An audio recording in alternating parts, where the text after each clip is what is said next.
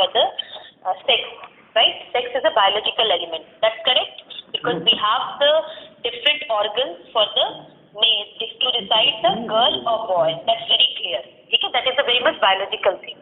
Second point है उसमें student कि हम किस बेस पे डिफरेंस करते हैं, रिप्रोडक्टिव ऑर्गन के बेस पे और उसके फंक्शंस के बेस पे बोलते हैं ये बॉय है ये गर्ल है। पर जेंडर का बेस ऑफ क्लासिफिकेशन बिल्कुल सही कह रहे हो, सोशल कंस्ट्रक्शन से होता है। यानी हम ये उम्मीद करते हैं, एक्सपेक्ट करते हैं कि अगर गर्ल है, गर्ल चाइल्ड है तो उसे ये फंक्शन करना चाहिए, अगर ये बॉय चाइल्ड है तो उसे इस प्रकार का फंक्शन करना चाहिए। जब हम उसको कांस्टेंट कर देते हैं, पेरिफेरी में बांध देते हैं कि girl should do these functions, boy should do such functions, तो उससे नुकसान क्या है? मेरा सवाल अगेन फॉर यू पीपल, अगर हम बांध ही देते हैं तो क्या नुकसान है क्या? क्योंकि नुकसान है, गलत है, तभी तो हम बात करेंगे आगे। तुम्हारे समझ से क्या गलत है? This time boys will tell me the answer. Girls are usually exercising these feelings or exercising these functions. My question is there to sensitize my students who are the males. इससे क्या गलत हो जाएगा अगर हमने कह ही दिया कि अगर ये काम बटा हुआ है फीमेल के लिए तो let them do. What's the great deal? तो डिस्कशन क्यों हो रहा है आज? बताओ, तुम अपनी समझ से बताओ, जो तुम्हारी समझ है। बोलो बेटा, जल्दी जल्दी बोलो। फर्स्ट तो जेंडर इक्वलिटी है, जेंडर इक्वलिटी लाने की जरूरत है। तो समाज में ऐसा क्या इम्बैलेंस हो रहा है कि इक्वलिटी लाने की जरूरत है? बस पिछले कई हजार वर्षों से ऐसा देखा गया है कि महिलाओं को जो महिला वर्ग है उसे दबा के रखा गया है, ऐसा माना जाता है और देखा भी है सोशल इश्यूज में। तो हम उससे अब इन फ्यूचर अगर हम एजुकेटेड हो रहे हैं, इन फ्यूचर ऐसा ना हो, उन्हें भी खुलकर जीने की अपनी स्वतंत्रता दी जाए, इसके लिए हमें जेंडर इक्वलिटी लानी पड़ेगी। बहुत सुंदर तुमने ड्राफ्ट कर लिया, तुमने इशू पहचान लिया। जिससे तुम मान लो जो बच्चा इसमें से रिसर्च करने जा रहा है, सबसे पहले स्टेटमेंट ऑफ द प्रॉब्लम के लिए आइडेंटिफिकेशन बहुत जरूरी है ना, कि हम क्यों करने जा रहे हैं उसमें, ऐसा क्या दिक्कत है उसमें।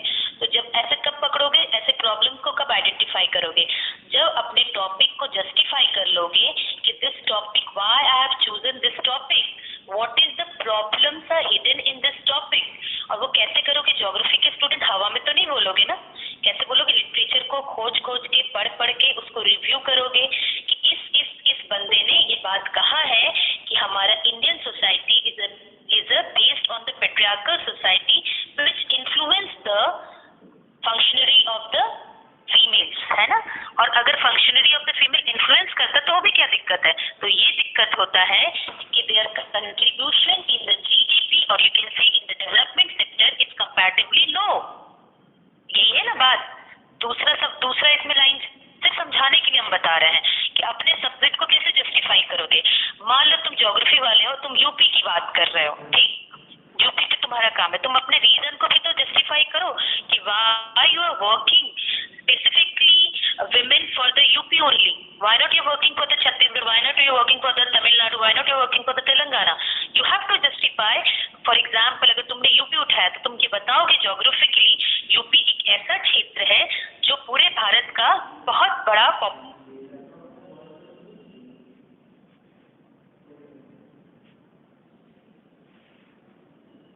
Female population and we are knowing कि डेवलपमेंट जो होता है किसी भी देश का, उसका फ्रूट्स जो होता है या उसका जो आउटपुट होता है वो दोनों को इक्वल मिलना चाहिए। क्यों? ह्यूमन राइट्स के कॉन्टेक्स्ट में, है ना। ये बात तो तुम भी मानते हो।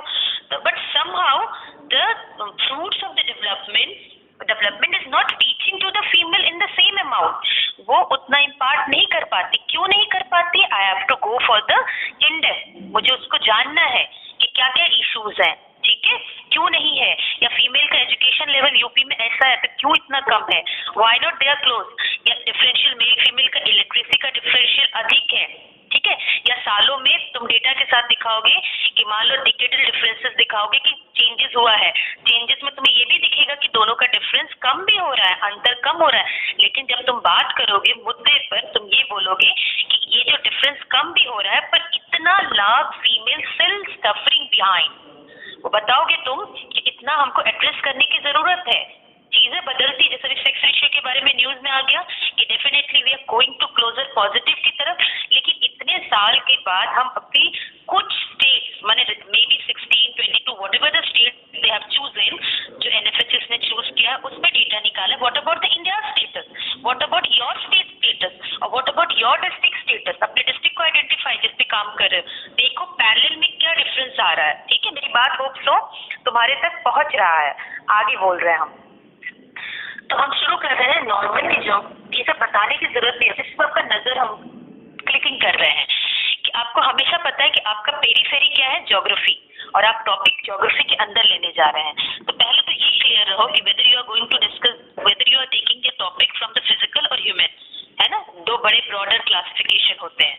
तो अगर हमने जेंडर, हमको डिस्कशन का पॉइंट मिला था, जेंडर में इकोनॉमिक ज्योग्राफी है, सोशल ज्योग्राफी है, पॉपुलेशन ज्योग्राफी है, सेटलमेंट ज्योग्राफी है, बिहेवियर, जेंडर, बहुत सारे डिविजन है स्टूडेंट. तो क्या ये सारे एक दूसरे से अलग हैं? नहीं, ये सब ह्यूमन ज्योग्राफी के पार्ट हैं. और जब हम अपने रिसर्च में कोई टॉपिक कर रहे हैं तो उसको सेंटर में रखते हुए बाकी सब्जेक्ट को, ब्रांचेस को जोड़ करके देखेंगे. जैसे अगर मान लो तुमने जेंडर में तुमने वुमेन सेक्शन को उठाया, gender means not only the women, male are also there and your transgender is also there. But somehow after the getting of the literature review हमें समझ में आ रहा है कि ये हमारा टारगेट एरिया है. हम ये तय कर पा रहे कि क्यों हमने विमेन को लिया, और विमेन को लेने के बाद हम देखेंगे कि इकोनॉमिक सेक्टर में क्या दिक्कत है, सोशल सेक्टर में क्या इश्यूज है अगर एज अ होल ले रहे हैं. देन पॉपुलेशन रिप्रोडक्शन सिस्टम में क्या दिक्कत आता है, मोर्टेलिटी रेट में पॉपुलेशन का एलिमेंट्स के बारे में बात करेंगे, सेटलमेंट में देखेंगे, इसी तरह बिहेवियर में देखेंगे किस तरह का हमारा बायस बिहेवियरल अप्रोच होता है या रोल और रिस्पॉन्सिबिलिटी की तरफ होता है, जिससे कि यहाँ कोई कंपटीशन नहीं है स्टूडेंट, पर यहाँ बात है सेंसिटिविटी का कि आप उसको भी इम्पार्ट उतना रोल में दीजिए ताकि वो भी कंट्रीब्यूट कर सके. Simple is that, nothing else. आगे बात करते हैं. ठीक है, तो जो टॉपिक हम डिस्कस करेंगे, मान लो हमने जेंडर चुन ही लिया, ठीक है, विमेन के सेक्शन कह ही दिया बात कि हम इस पे काम करने जा रहे हैं. तो इस पे हम किस तरह से देखेंगे, इसका पर्सपेक्टिव क्या होना चाहिए हमारा. देखिए, जेंडर एक ऐसा चीज है जो अपने अगल बगल क्या रिलेशन देखते हैं, इन्वायरमेंट का रिलेशन देखते हैं ना. और इन्वायरमेंट कई हिस्सों में बटा हुआ है, सोशल इन्वायरमेंट होता है, फिजिकल इन्वायरमेंट होता है, उसको लेके आगे चढ़ते हैं.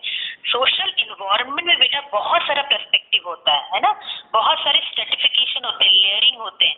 कभी कभी ये लेयरिंग क्या होता है, हॉरिजॉन्टल दिखाई भी देता है और कभी कभी वर्टिकल दिखाई देता है. जैसे फॉर एग्जांपल, अगर एक विमेन है, क्या एक औरत एक ही कास्ट की सारी औरतों का स्टेटस एक होता है?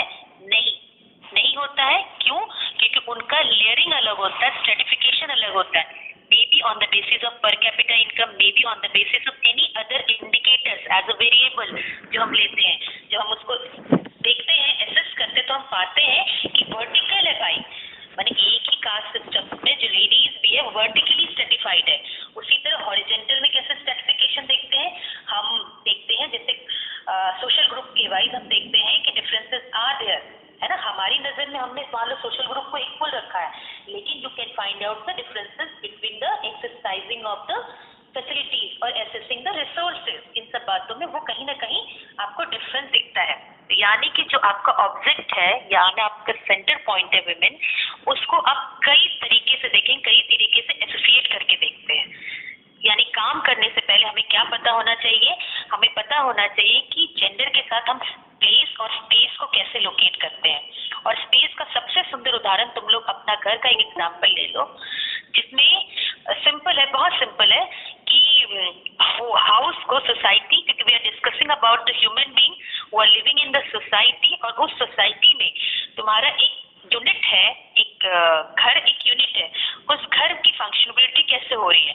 और फंक्शनबिलिटी में दोष नहीं होता बेटा, मेरी बात समझने की कोशिश करो. Female is, your mother is cooking, your father is going outside, it's nothing wrong. I am telling you why I am telling this thing. It is only once it is exercised regularly and having the talent, having the what we can say the skill, you are not giving your mother permission to go outside to may incorporate some knowledge into the field. ठीक, ये एक बात.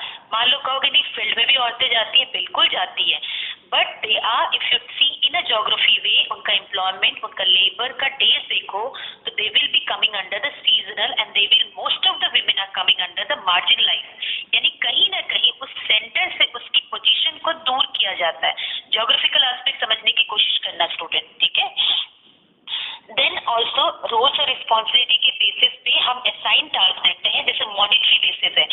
Money is something we are talking about in a power exercising, जिससे economic decision जितने होते हैं family में, हम छोटा यूनिट पे डिस्कस कर रहे हैं पहले, उसमें तुम ये पाते हो कि फैमिली डिसीजन में हम ये मानते हैं कि due to lack of something, वो समथिंग क्या अभी हम बताएंगे, due to lack of something we are very much socialised कि economic decision should be done by males, right. Family में जो मेल्स होते हैं, दादा हो सकते हैं, कोई भी फादर हो सकता है, ये ठीक है। तो वो एक्सरसाइज करता है। और जो अदर वर्क है जिसको अनपेड वर्क कहते हैं, आप ये बचपन से पढ़े ना ज्योग्राफी में, जैसे सवाल पूछा जाता है कि what most of the work done by the man and geography, तो हम लोग वो जनरेशन आ रहे हैं बेटा जहां हम मैन एंड एनवायरमेंट नहीं बोल करके हम simple people environment, human and environment बोलते हैं, क्योंकि हम as a neutral word use करते हैं जिसमें मेल और फीमेल दोनों एनवायरमेंट से इन्फ्लुएंस होते हैं और दोनों एनवायरमेंट को इन्फ्लुएंस करते हैं।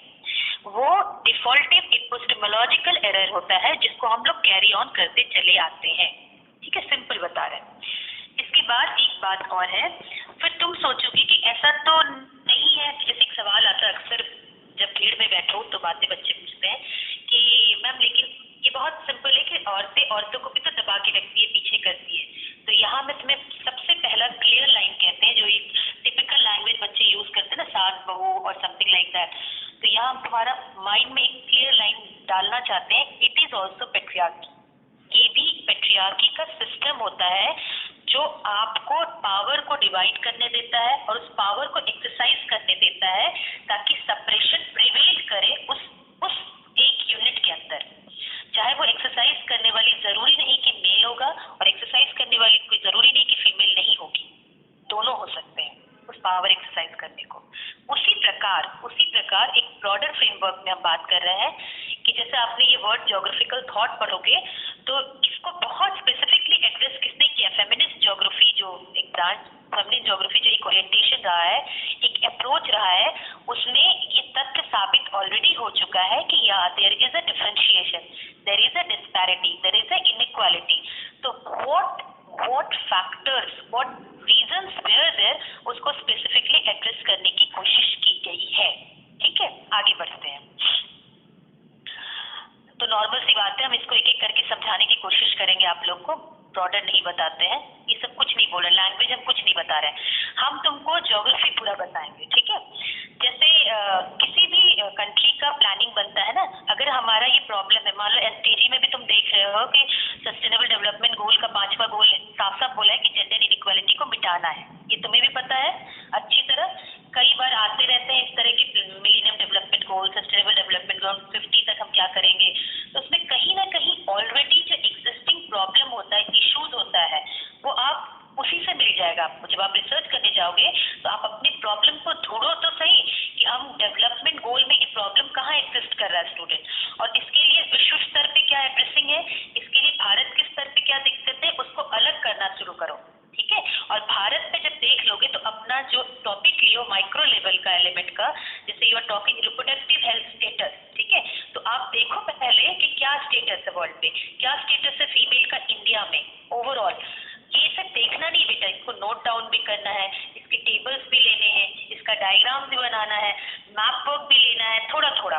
अगर फोकस आपका मान लो डिस्ट्रिक्ट फॉर एग्जांपल वाराणसी है, डिस्ट्रिक्ट वाइज वाराणसी डिस्ट्रिक्ट को चूज किया, या कानपुर सिटी को चलो आपने चूज किया है, तो कानपुर सिटी पे आने के पहले आप उस सिटी को क्यों चूज करें ये आप बताइए। उसके जैसे यूपी में और कितने सिटीज हैं, मान लो तुमने किसी 5 सिटी को ले लिया, ठीक है, कंपेयर किया, जो उसके आसपास उसका एरिया पॉपुलेशन आप देख पाते हो, फेमस सिटीज इन यूपी, तो आप देखो कि उनमें कानपुर क्या हाईलाइट करा है, उनका कानपुर का क्या दिक्कतें हैं, है ना। अगर विमेन सेक्शन काम करने जा रहे हो तो उसको आइडेंटिफिकेशन बहुत बहुत जरूरी है। कैसे जोड़ोगे बेटा अपने कानपुर सिटी के विमेन हेल्थ स्टेटस को या मैटरनल हेल्थ स्टेटस को अपने 5 ईयर प्लान से। तो इंडिया का प्लानिंग क्या होता है, इंडिया का 5 ईयर प्लानिंग में कुछ न कुछ इश्यूज को एड्रेस किया है, तो कहीं ना कहीं तुम्हारे इश्यूज में वो इशू हेल्प करेगा कि ये सब कारण है जैसे हम बता रहे हैं। अगर मैटरनल हेल्थ का तुम पढ़ोगे और तुम लिटरेचर रिव्यू पढ़ोगे कहीं ना कहीं से, तो तुम हाइपोथेसिस ये पाओगे स्टूडेंट कि literacy play an important role for exercising the maternal health status, यानी अगर हम मैटरनल हेल्थ स्टेटस को एक्सरसाइज करना चाहते हैं,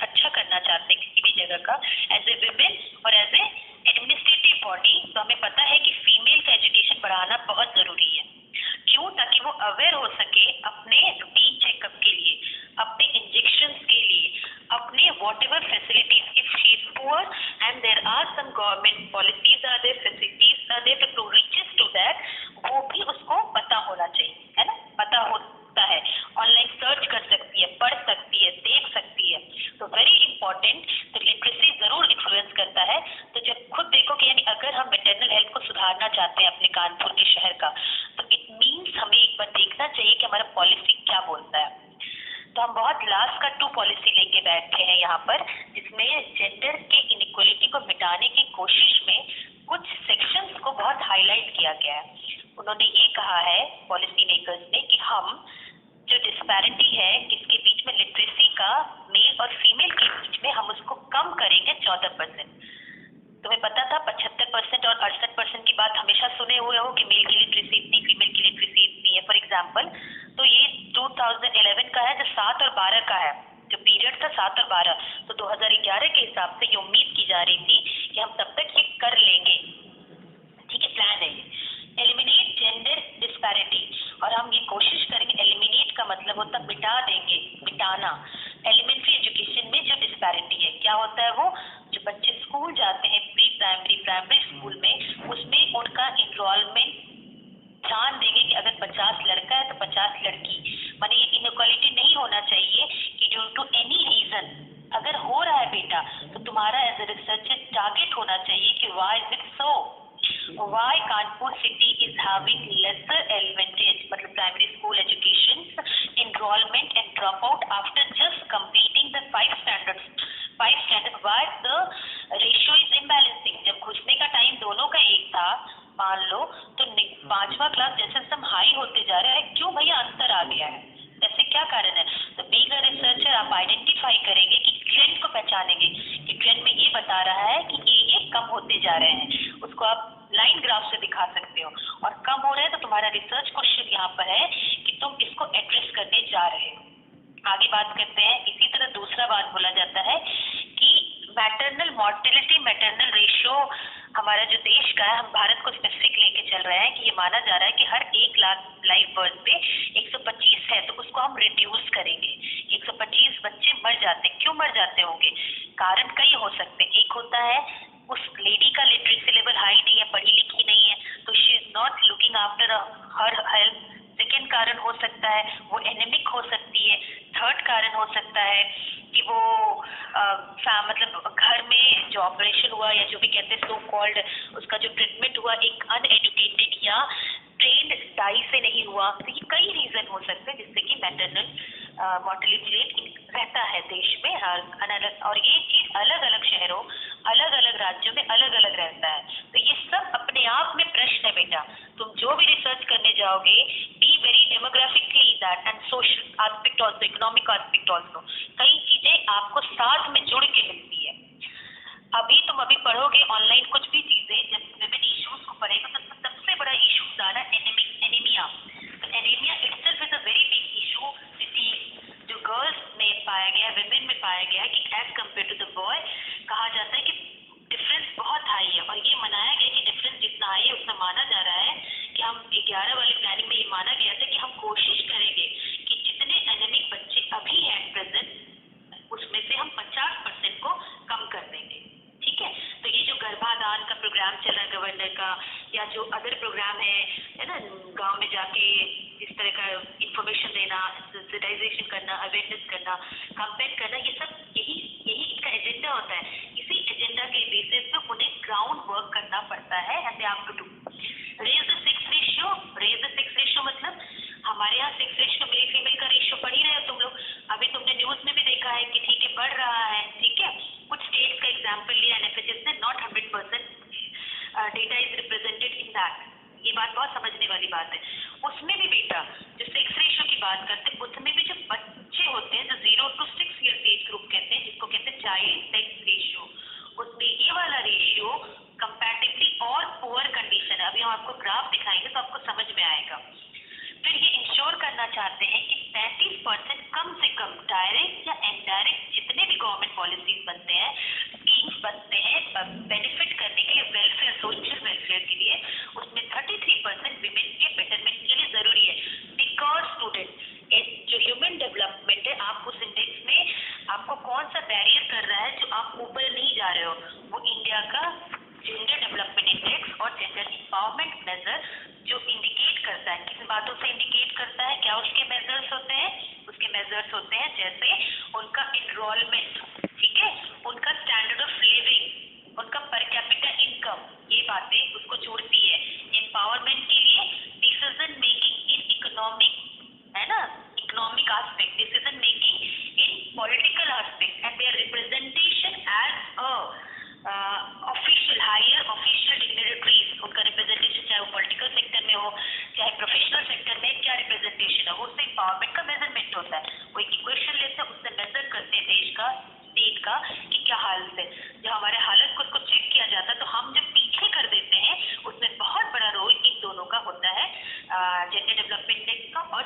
गवर्नमेंट मेजर्स का। इवन अब तो GII आ गया, जेंडर इनइक्वालिटी इंडेक्स आ गया है, जो ये साबित करता है ऑन अबव बेसिस, जो भी तुम लोग को बोले दोनों, उसके प्लस और कई बेसिस के बीच से, जेंडर इश्यूज के बेसिस से हम चेक करते हैं कि which way it is moving ahead, और क्या पैटर्न चल रहा है, क्या ट्रेंड चल रहा है, और हमें इसमें क्या क्या सुधार करना चाहिए, हमें क्या क्या प्रॉब्लमेटिक एरियाज मिल रहा है। साथ में कह रहा है कि ये तो तुम लोग पढ़ के आते हो अपने स्कूल लेवल में कि जो डिस्कस पॉवर्टी और सर्कल होता है कि अगर मान लो इनपुट कम लग रहा है किसी चीज में, तो वो धीरे धीरे एक्सरसाइजिंग करते करते उसका आउटपुट भी कम रहेगा और दोबारा वो गरीबी रेखा में ही रहेगा।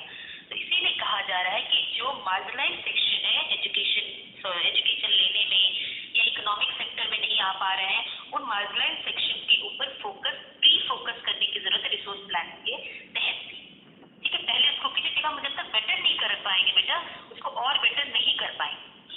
उसी तरह 12 वाले 5 ईयर प्लान में भी वही सब चीजें रही है, उसको आगे नहीं बढ़े, सब ऑनलाइन आपको मिल जाएगा। ठीक है, अब हम बात करते हैं, अब आप ज्योग्राफी की बात करते हैं कि अगर हम जेंडर इशू समझना भी चाहते हैं रिसर्च पर्पज के लिए, तो डेमोग्राफी में किस किस सेक्शन में देखेंगे, उसके sex ratio, child sex ratio को देखेंगे बेटा, फर्टिलिटी को देखेंगे, मॉर्टिलिटी को देखेंगे, माइग्रेशन को चेक कर सकते हैं, एजिंग को चेक कर सकते हैं।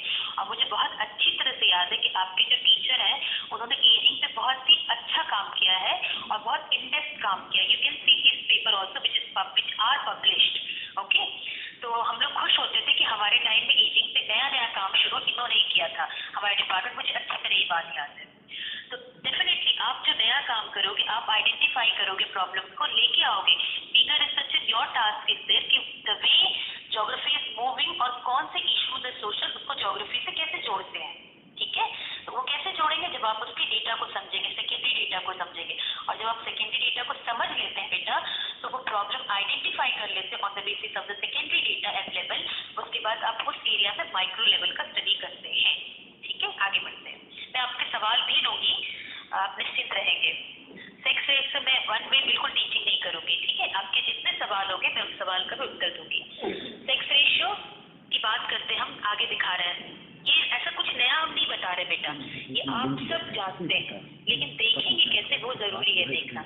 You can see this table, anyone can say table is visible to you? अरे हम बोल नहीं रहे, टेबल नहीं दिख रहा है ना अभी तुम लोगों को? बता रहे टेबल बस बोलते चले जा रहे थे, टेबल सोचे भी नहीं, उनको दिखा रहे हैं। हाँ, टेबल पे तो आ जाने का, दिखने से क्या फायदा होगा। आप दिखा सेक्स रेशियो वाला टेबल?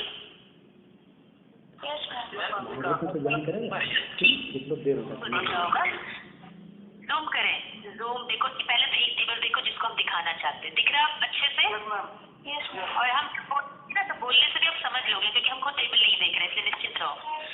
तो 1901 में जो 972 नॉर्मल सेक्स रेशियो है इंडिया का, इंडिया के रेफरेंस में कोड ज्यादा करेंगे बेटा, तो 1972 तक 2011 तक after this much decades, you can find it out कितने डिकेड्स बीत गए 1 से 11 के बीच में?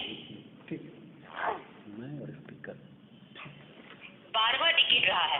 ठीक है, 12वें डिकेड यानी 120 सालों के अंतराल पे हमें आगे आना चाहिए बड़ा बैलेंस में कि पीछे आना चाहिए? सिंपल एक लाइन है, आगे।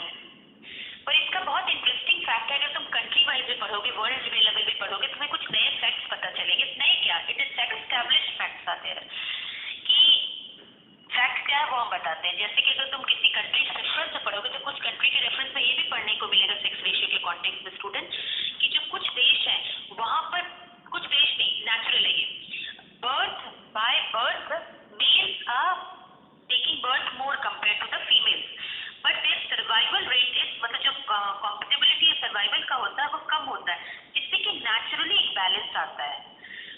दूसरा सवाल, दूसरा एक फैक्ट जो स्टैब्लिश हुआ है अभी, मतलब जो ट्रेंड चलता है उसके बेसिस पे बता रहे हैं, डेटाबेस पे ही। दूसरा ये बात है कि जब फीमेल होती है बेटू, वो जो भी पैदा होती है in number, in terms of that they due to the negligence of the medical care, वो उनका नंबरिंग जो डेथ का वो कंपैरेटिवली हाई है, but their survival it means life expectancy is also high.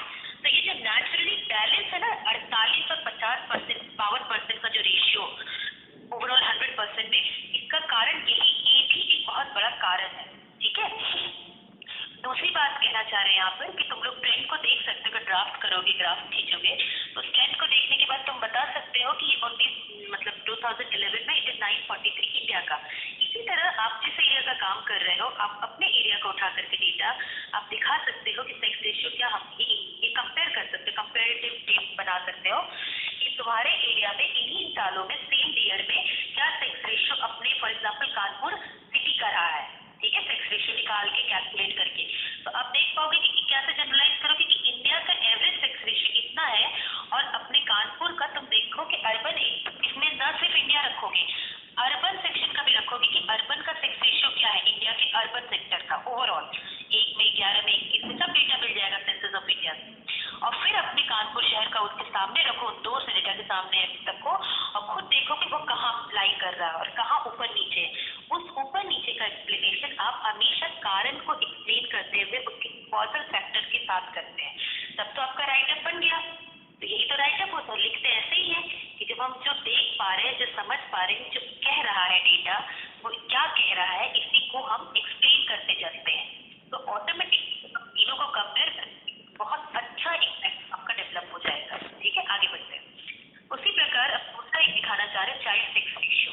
Child sex ratio में कुछ selected state है student, why I have chosen the selected it is by default, क्योंकि सब मेजरली मुझे जो कहना था वो मिल जाएगा मुझे।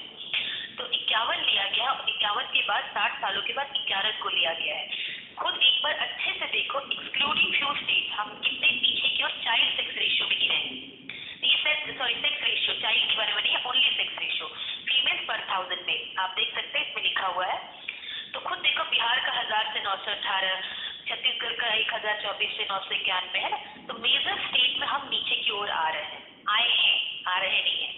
तो अभी जो काम किया गया, हम इससे जो नंबर हमारा अभी का था, आप कंपेयर कैसे बोल करके, डेटा कैसे मैनिपुलेट होता है, डेटा को कैसे आप कहते हो कि 2011 से कंपेयर में हमने 10 पॉइंट बढ़ा लिया, पर क्या तुम देख सकते कि हमारा एक टाइम हाईएस्ट पॉइंट क्या था, उसकी कंपेयर में क्या हम उसके रीचेस हो गए हैं, हुए हैं कि नहीं हुए, क्वेश्चन इज दैट ऑल्सो। ठीक है, तो आपको देखने का ढंग बदलना पड़ेगा बेटा, जो सब देख रहे हैं आपको उससे बढ़ के देखना पड़ेगा उसी को डेटा को। इसमें कुछ नहीं, इसमें उसी मैप को ही दिखाया गया है जिसमें कि तुम्हारा सेंसस ऑफ इंडिया के ही मैप सेक्शन से लिया गया है, उनको ही हम एक्नॉलेज करते हैं इस मैप के लिए। तो उस मैप में सिर्फ यही दिखाया है कि 2001 और 2011 का जो ये मैप है, it is showing you the way child sex ratio, जो हाईलाइटेड डार्क कलर होता है, रेड कलर और ऑरेंज कलर, ये they are showing it is not favourable in that time. ठीक है, बहुत कम, एवरेज से भी कम है। लेकिन अभी भी हमारा कंडीशन ऐसा है कि मेजर स्टेट ऊपर का नॉर्दर्न प्लेन बेल्ट है जो हमारा, चाहे वो पंजाब, हरियाणा, यूपी जो एरिया आ रहा है पूरा कवर, बिहार आ रहा है, they are still having the unfavourable sex ratio for this data. Okay, आगे बढ़ते हैं। अब हम देखते हैं child sex ratio. Child sex ratio 61 से लिया गया, 1973 से हम थे 64 हुए, 62 हुए, 45, 27 हुए और 1919 हो गए। ठीक है, इसी तरह स्टेट वाइज भी देख लो, एक नजर खाली डाल लो। हम एक एलिमेंट दिखा रहे हैं, एक वेरिएबल दिखा रहे हैं रिसर्च का, कि लिटरेसी पे जब हम बात करते हैं या सर्वाइवल पे बात करते हैं, सेक्स रेशियो एक डेटा है सर्वाइवल का, जो चेक इनइक्वालिटी को चेक करने के लिए कि इनइक्वालिटी कैसा है। तो ये एक एलिमेंट है, जब आप अपने शहर को उठाएंगे तो आप अपने शहर के कॉन्टेक्स्ट में यही बात कर सकते हैं। ऐसा नहीं कि देश को छोड़ देंगे, बिल्कुल नहीं छोड़ेंगे, आप ओवरऑल सिनेरियो को प्रेजेंट करते हैं। क्योंकि हम जब भी कोई बात करते हैं बेटा, for example I am going to teach you any small topic, जब हम रीजनल ज्योग्राफी ऑफ में पढ़ाना चाहते हैं यूपी के बारे में, तो हम डेफिनेटली इंडिया का ओवरऑल बताएंगे, यूपी को कहाँ लाई करता है वो बताते हैं, फिर यूपी पे हम specifically discussing your district if you want to go ahead. तो रिसर्च में नीचे नीचे नीचे और हम नीचे बढ़ करके सबसे छोटे एलिमेंट को हाईलाइट करने की कोशिश करते हैं। तो जो हमारा सवाल बनता है, सबसे पहला जो हमारा टाइटल बनता है, उसको तुम इतनी बार देखो कि तुम्हारे दिमाग में इस तरह से अंकित होना चाहिए कि हम इसमें क्या करना चाहते हैं। सब कुछ तो फैक्ट पता है, तो हम उन सारे फैक्ट को इकट्ठा कैसे करेंगे, और नया काम तुम करोगे ना, वो प्राइमरी डेटा से उसी चीज को हम ग्राउंड रियलिटी से कैसे प्रोवेंट करेंगे with the help of the statistical tool. तो उसके लिए बहुत इंपॉर्टेंट होता है कि आपका सैम्पलिंग सही हो, आपका डेटा कलेक्शन सही हो, और डेटा कलेक्शन का मीन्स है कि honesty is very much needed while going for the survey, very Frank. आप उसका मोड बदल सकते हैं, जैसे हम लोगों को अपने रिसर्च में डिफिकल्टीज आई थी विद डेटा कलेक्शन में। I can share my problem with you people, कि जैसे आपको हर घर में एंट्री नहीं मिलती है। जब बनारस शहर का जो रिमोट एरिया जब हम गए थे बोर्ड वाइज, सिलेक्शन के लिए, वार्ड वाइज सर्वे के लिए, तो they are comparatively answering you much better. When I was there, half city, inside city of the Varanasi city, and you are knocking the door and you are coming for the saying कि I want to come, I have come here for the survey, so it's very difficult to address that issue. तो आपको ये convince करना होगा कि मैं दरवाजे के बाहर ही रह के 2-4 सवाल करूँगी, मैं यहाँ तक स्टूडेंट हूँ, ये बहुत जरूरी है हमारे रिसर्च के लिए, प्रोजेक्ट के लिए। दूसरा, हमने एक दूसरा मेथड लेना पड़ा कि आप उस हॉस्पिटल के सेगमेंट में जाओगे जहाँ पर कॉमन प्लेसेस है जहाँ फीमेल इकट्ठा होती है, so that you can take the entire data of the female, है ना, ताकि उसका वार्ड लिख सको, किस वार्ड से है, जहाँ भी आपका डेटा का है, तो आप उसको उस डेटा को वहाँ पुट डाउन कर सकते हो, वहाँ उस एरिया पे रख सकते हो। तो आपको बहुत सारे मोड लेने पड़ते हैं बेटू, क्योंकि फीमेल का सर्वे करना बॉयज के लिए और भी कठिन होता है, क्योंकि because you have to ask some questions which are very what we can say that sensitive while asking. हो सकता है उसका हस्बैंड नाराज हो जाए, उसके फैमिली मेंबर में नाराज हो जाए, तो ऐसे में आपको एक ऐसा टाइम पीरियड लेना पड़ता है जिसमें इसकी एबिलिटी ये करे कि 2 फीमेल या 4 फीमेल की एबिलिटी रहे, जैसे इन-लॉज होते हैं, ये होते हैं, सो दैट इन-लॉज भी इसको आंसर कर रही है तो we get the answer, but आपका रिस्पॉन्डेंट अगर ये पर्टिकुलर ग्रुप है तो आप उसका भी आंसर, उसकी बात, उसकी नॉर्मल कम्युनिकेशन, आप बिल्कुल कहिए कि हम आपसे ही आंसर लेंगे, लेकिन उस कम्युनिकेशन में जो इम्पार्ट करती है बातचीत में indirectly you have to take the data from there. तो बहुत सारी डिफिकल्टी, रियल डिफिकल्टीज होती है जिसको आप बाद में करने के बाद आप इंजॉय भी करोगे। That time you feel humiliated, you feel challenging for you people, but you try be honest in your research. वो तुमको सचमुच इतना कुछ देगा कि जब आपको रियल में कुछ बोलना होगा तो you don't need any support of the book और any other material while going through it. You have experienced it and you can speak on behalf of that. And मैं सिंपल एक बात कहना चाहती हूँ, ठीक है, आगे बढ़ते हैं। आगे वाले डेटा में देखो बेटा, फर्टिलिटी है, फर्टिलिटी बताता है तुम्हारा डेमोग्राफिक टर्म होता है, तुम्हें पता है इसमें क्या बताता है कि number of birds occurring in a population, कि कितना बर्ड्स हो रहा है उस पॉपुलेशन में, और इसमें देखा कैसा जाता है, चेक कैसे किया जाता है, एक रेट के थ्रू चेक किया जाता है जिसमें नंबर ऑफ लाइव बर्ड्स और 1000 वुमेन के रूप में देखा जाता है। कौन women? Child bearing age group, ऐसा नहीं कुछ भी, है ना, जो चाइल्ड बेयरिंग एज ग्रुप हमने मान के रखा है कि हम मान के रखते हैं कि 1 से लेकर के 21 तक हमारी विमेन को चाइल्ड बेयरिंग एज ग्रुप है ना, तो वो उस समय कितने बच्चे, हर 1000 में कितने बच्चे हो रहे हैं, उसको रेट को निकाला जा सकता है। तो भारत में खुद देखो, एक बार नजर डालो, 61 में 5.89 था, माने ठीक है रेट है, और जो अभी रेट है 2021 में ये 2.17 है। तो जब हम रेट डिक्रीज कर रहे हैं, कम कर रहे हैं, तो हमारे रिसोर्सेज उस हिसाब से सफिशिएंट भी होने चाहिए कि हम उनको, इतने लोगों को हम ओवरऑल डेवलपमेंट में जोड़ सके। There are so many things, ठीक है। उसी तरह क्रूड बर्थ रेट होता है, इसमें ये कहता है कि live birth occurring during the year, कि एक साल में कितना हो रहा है, ठीक है, उसके बारे में बात करते हैं। उसी प्रकार जब हम आगे देखते हैं माइग्रेशन का तो wonderful picture you have seen through the media. अभी जितने भी माइग्रेशन देखा आप लोगों ने, आप माइग्रेशन के पैटर्न को देखें कि क्या डिफिकल्टीज आता है, विमेन कैसे उस माइग्रेशन को अलग से एक्सपीरियंस करती है, मेल कैसे एक्सपीरियंस करता है, what kind of things are there, है ना। उसी तरह एजिंग को लेकर के, एजिंग में विमेन सेक्शन की एजिंग सर ने किया होगा, अगर सर ने किया होगा तो सर का खुद का एक्सपीरियंस इससे रहा होगा कि एक फीमेल अर्नर मेल, अगर मान लो घर में अर्नर मेल रिटायर्ड पर्सन है, उसकी डिग्निटी और एक नॉर्मल अनवेज वाली जो लेडी होती है वुमेन, अगर विडोहुड हो या जिसको कहते हैं कि बूढ़ी हो, ओल्ड एज की हो, और कोई अर्निंग सोर्स नहीं है उसका, तो उसके लिए कितना चैलेंजिंग होता है उस फैमिली स्टेटस में। हम अभी कोई कल्चरल नॉर्म्स की बात ही नहीं कर रहे बेटा, I am not questioning anything, but real, if you collect the data, if you go to the real information, you will get the number of things, the number of issues which is prevailing in the society. चाहे वो इसके economic status की बात कर ले, या लो work participation की बात कर ले, लो अर्निंग की बात कर ले, उसकी नीड, बुढ़ापे में नीड उसकी अधिक होती है, इकोनॉमिक के टर्म में मेडिसिन के खर्चे हो सकते हैं, या बोन कमजोर होते हैं, या जिसको कहते हैं दिखाई कम देता है, ऑपरेशन होता है कैटरेक्ट का, तो एक बड़ा हिस्सा you need economic help during that period of time. उनकी इकोनॉमिक इनसिक्योरिटी होती है उस टाइम में, उनका सोशल स्टेटस ऑटोमेटिकली किस तरह से बदलता जाता है, देन नेटवर्किंग धीरे धीरे रिड्यूस होती है, सो मेनी थिंग्स। एक हैरासमेंट, मेंटल हैरासमेंट कैसा होता है, उसके हेल्थ इश्यूज कैसे होते हैं, उसका मेंटल वेलबींग कैसा होता है ना, बहुत सारी चीजें उसके साथ है। तो शायद यही वजह भी है ना कि जब हम वल्नरेबिलिटी का कैटेगरी बांटते हैं तो हम बच्चे और बूढ़ों को एक साथ रखते हैं, एक कैटेगरी में रखते हैं, ठीक है ना, बात तो बिल्कुल सही कही गई है। तो उसको देख, वो एक अलग ग्रुप है बेटा, जिसको अगर तुम विमेन सेक्शन में काम करने जा रहे हो, जैसे ज्योग्राफी में काम करने जा रहे हो, तो वो विमेन, मैंने कहा ना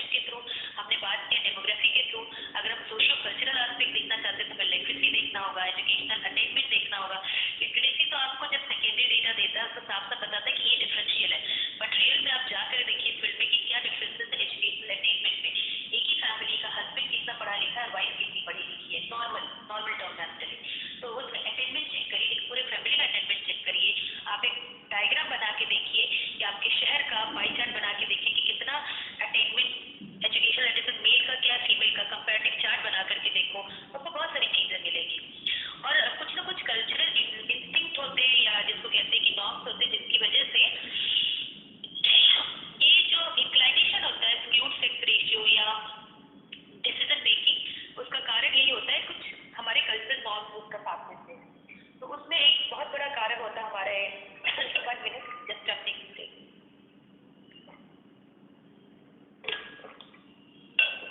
ओके, तो उसकी वजह से भी हेल्थ डिस्क्रिमिनेशन पाया जाता है। मैरिजेस के हमारे कुछ रिचुअल्स होते हैं, डिवोर्स के साथ जो केसेस इन्वॉल्व होते हैं, हेल्थ और न्यूट्रिशन स्टेटस होता है, वायलेंस अगेंस्ट विमेन होता है, सेफ्टी सिक्योरिटी के इश्यूज होते हैं, फीमेल हेडेड हाउसहोल्ड का कंडीशन अलग तरीके से हाईलाइट होता है। तो ये आपको बेसिक हम ब्रॉडर एरिया बता रहे हैं, जो रिसर्च एरियाज हैं जिस पे आप काम कर सकते हैं अपने शहर के लिए। हम स्लाइड वाइज नहीं जा रहे हैं, स्लाइड आपको हम भेज देंगे, आप देख सकते हैं बहुत आराम से कि किस तरह से चीजें हैं। अब मैं यहाँ पर सिर्फ एक मोटा मोटी आपसे सवाल पूछना चाहती हूँ। जब आप सेकेंडरी ईयर पे काम करोगे स्टूडेंट, आपको मोटा मोटी क्या मिलता है वो हम बताना चाहते हैं।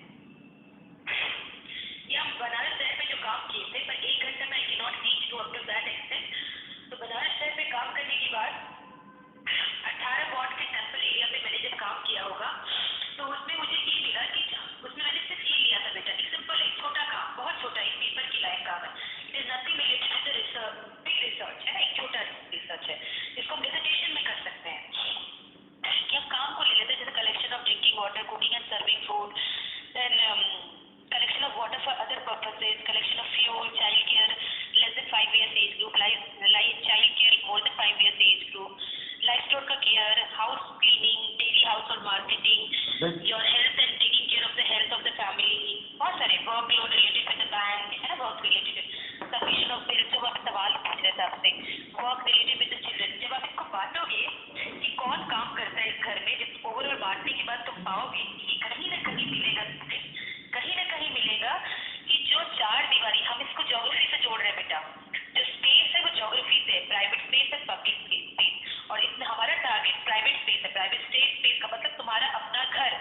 उस प्राइवेट स्पेस में भी जो रोल और रिस्पॉन्सिबिलिटी को बांट दिया गया है बेटा, उससे भी कहीं ना कहीं हमारी फंक्शनलिटी इफेक्ट हो रही है। और ये पाया जाता है कि अगर वुमेन का सोशियो इकोनॉमिक स्टेटस बेटर होता है, तो वो जो बाहर के काम है, जैसे इकोनॉमिक स्टेटस से रिलेटेड डिसीजन मेकिंग या तुम सोशल डिसीजन मेकिंग, जिसमें तुम अगल बगल जाना चाहते हो, मोबिलिटी कैसे करना चाहते हो, वो या तुम कितनी दूर तक जा सकते हो, एजुकेशन के लिए कितने बाहर जा सकते हो, ये घर पर बहुत बड़ा रोल प्ले करता है इस तरह के डिसीजन में, अगर वुमेन का socio economic status, educational status high होता है। लेकिन in part of student higher inclination toward the socio-economic status, there are some tasks which is very much assigned to women till now in it, like cooking and serving of the food, like lesser child care of the lesser than 5 years age group, है ना। आप अभी यहाँ देख रहे हो, हम लोग नॉर्मल देखते हैं बेटा, हमें आदत होती है कि नर्चरिंग बिहेवियर हमारी मदर की होती है, डेफिनेटली बहुत केयरिंग बिहेवियर, और तुम खुद कैसे जस्टिफाई करते कि नहीं पिता भी प्यार नहीं करता है। It's all about training, it's all about training, socialization, nothing else. That is the biological thing is there कि जो ट्रेनिंग होती है। पर अगर तुम थोड़ा सा साइंस पढ़ो, थोड़ा सा और पढ़ो, तो तुम्हें ये सब चीजें मिलेंगी कि इसकी रिक्वायरमेंट एक एज ग्रुप के लिए होती है। उसके बाद आप दोनों इक्वल क्लियर कर सकते हो, आप दोनों उसमें इम्पार्ट कर सकते हो। बहुत सिंपल बात बताना चाहते हैं। तो मैं ये पूरे जो हमारे बच्चे जो मुझे सुन रहे हैं, सिर्फ इनसे इतनी ही बात करना चाहती हूँ कि आप, मैंने ये नहीं कहा कि you can change the world, but you can sensitize yourself कि आप अपने जो बेटर हाफ होते हैं उसको सेकेंडरी नहीं करके उसको बेटर हाफ ही रखते हुए आप उसको बेटरमेंट का वो हर सब ऑप्शंस खोल कर दे देंगे कि they can also do the better, है ना, they can also, you have to play role in that way. तो और कुछ नहीं, रेफरेंसेस बेटा यहाँ हमने जिससे लिए थे जो बात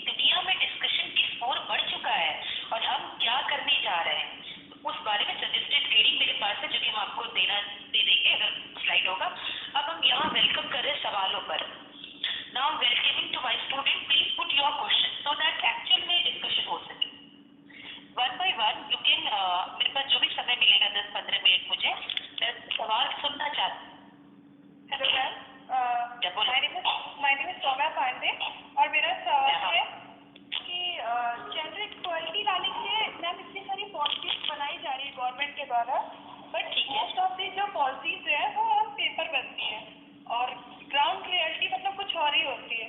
ठीक है सौम्या, मैंने तुम्हारा सवाल ले लिया। ठीक है, गवर्नमेंट हमेशा पॉजिटिवली उस और आगे कदम बढ़ाता है, पर उसको सक्सेस और अनसक्सेस का सबसे बड़ा जो भार होता है वो हम लोगों पे होता है।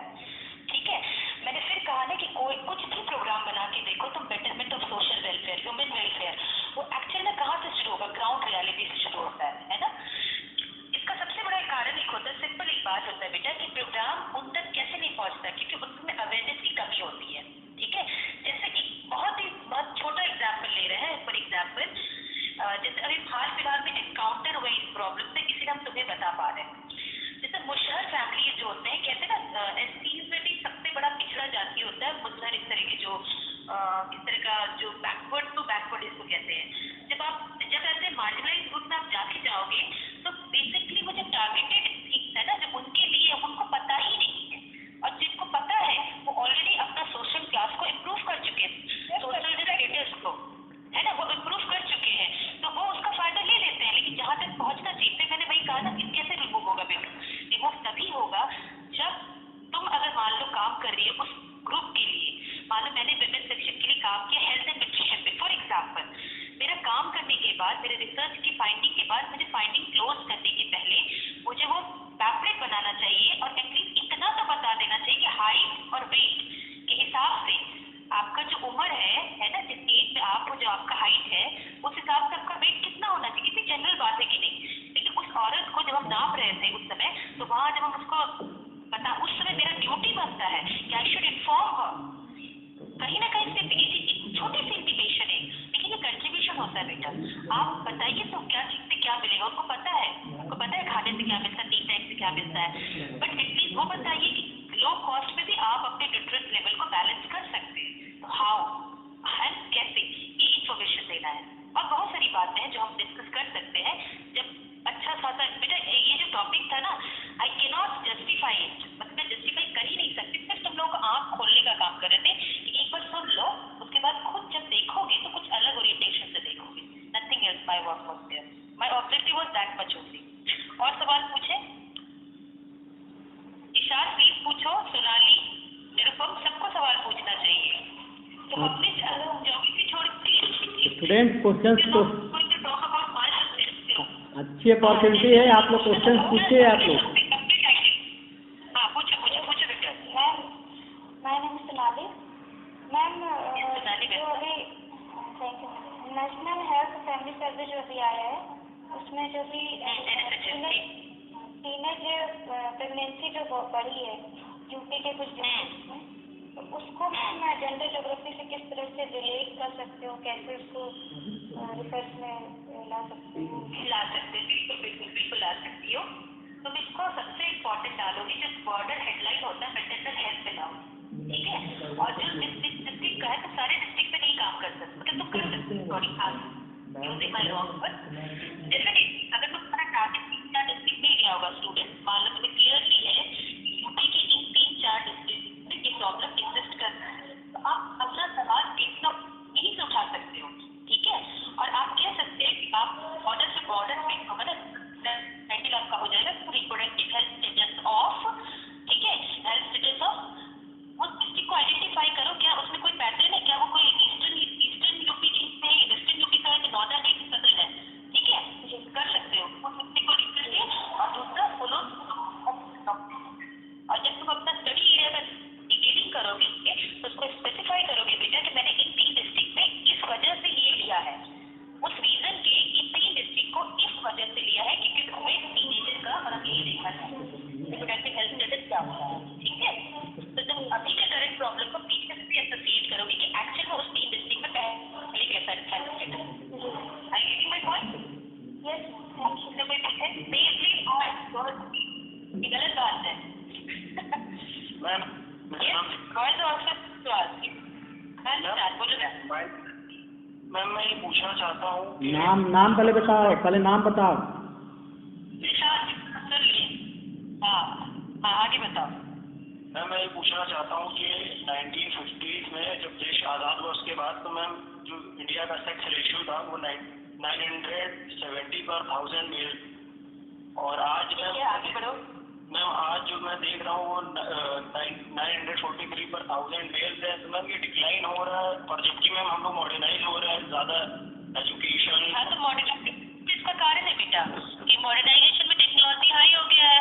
तुम्हें कितना भी डॉक्टर क्लियर करके बोलता है कि it is not needed to be, sex determination is not, it is a crime, but you can find out the number of hospitals they are revealing there, जब उसका एक्सपोज होता है, वो एक्सपोज होता है, उसमें क्या निकलता है कि they are doing that thing, है ना। फोर्टिसाइड करवाते हैं वो लोग वो कराते हैं, इन्फेंटिसाइड कराते हैं जब छोटा रहता है, मेडिकल केयर नहीं होता है। तो ये इसका रीजन ही है, modern technology is the reason कि why it is, now we have a law, we have an act, and that is the reason why it is happening. One, देखो दो बातें इसमें रोल प्ले कर रहा है। एक तो आप जब बर्थ रेट रिड्यूस कर रहे हैं और उसमें जब सेलेक्टिव होंगे तो definitely selective is going to incline somewhere. Simple है, ये तो एकदम बायोलॉजिकल है और it's the equation, nothing else. Anything else? My name is Amit Singh. Ma'am मैं एक छोटा सा क्वेश्चन पूछना चाहता हूँ। हाँ अमित, प्लीज वेलकम। मैम मैं ये पूछना चाहता हूँ, मान लीजिए मुझे जेंडर इक्वलिटी के टॉपिक पर वर्क करना है, तो हम कैसे प्रेजेंट टाइम में इसमें रिमोट सेंसिंग और जीआईएस टेक्निक का उपयोग करके इस पर वर्क कर सकते हैं मैम? ठीक है, हम बताएं। फॉर एग्जाम्पल, तुम जेंडर इक्विटी पे क्या काम करना चाहते हो? सेफ्टी सिक्योरिटी पे काम करना चाहते हैं, या ज्योग्राफिकली ये देखना चाहते हैं कि पूरे शहर का लैंड यूज जो है, मैपिंग शहर की फॉर एग्जाम्पल, उसमें फीमेल के लिए क्या बेटर चीज है या क्या प्रॉब्लमेटिक है जिसमें कि वो इनसिक्योर फील करती है ना। जैसे कैमरेज फॉर एग्जाम्पल, कि रोड के सारे कैमरेज को तुम जीपीएस के थ्रू लोकेट कर सकते हो और उसका रियल ग्राउंड रियलिटी जाके चेक कर सकते हो कि वेदर इट इज फंक्शनेबल और not.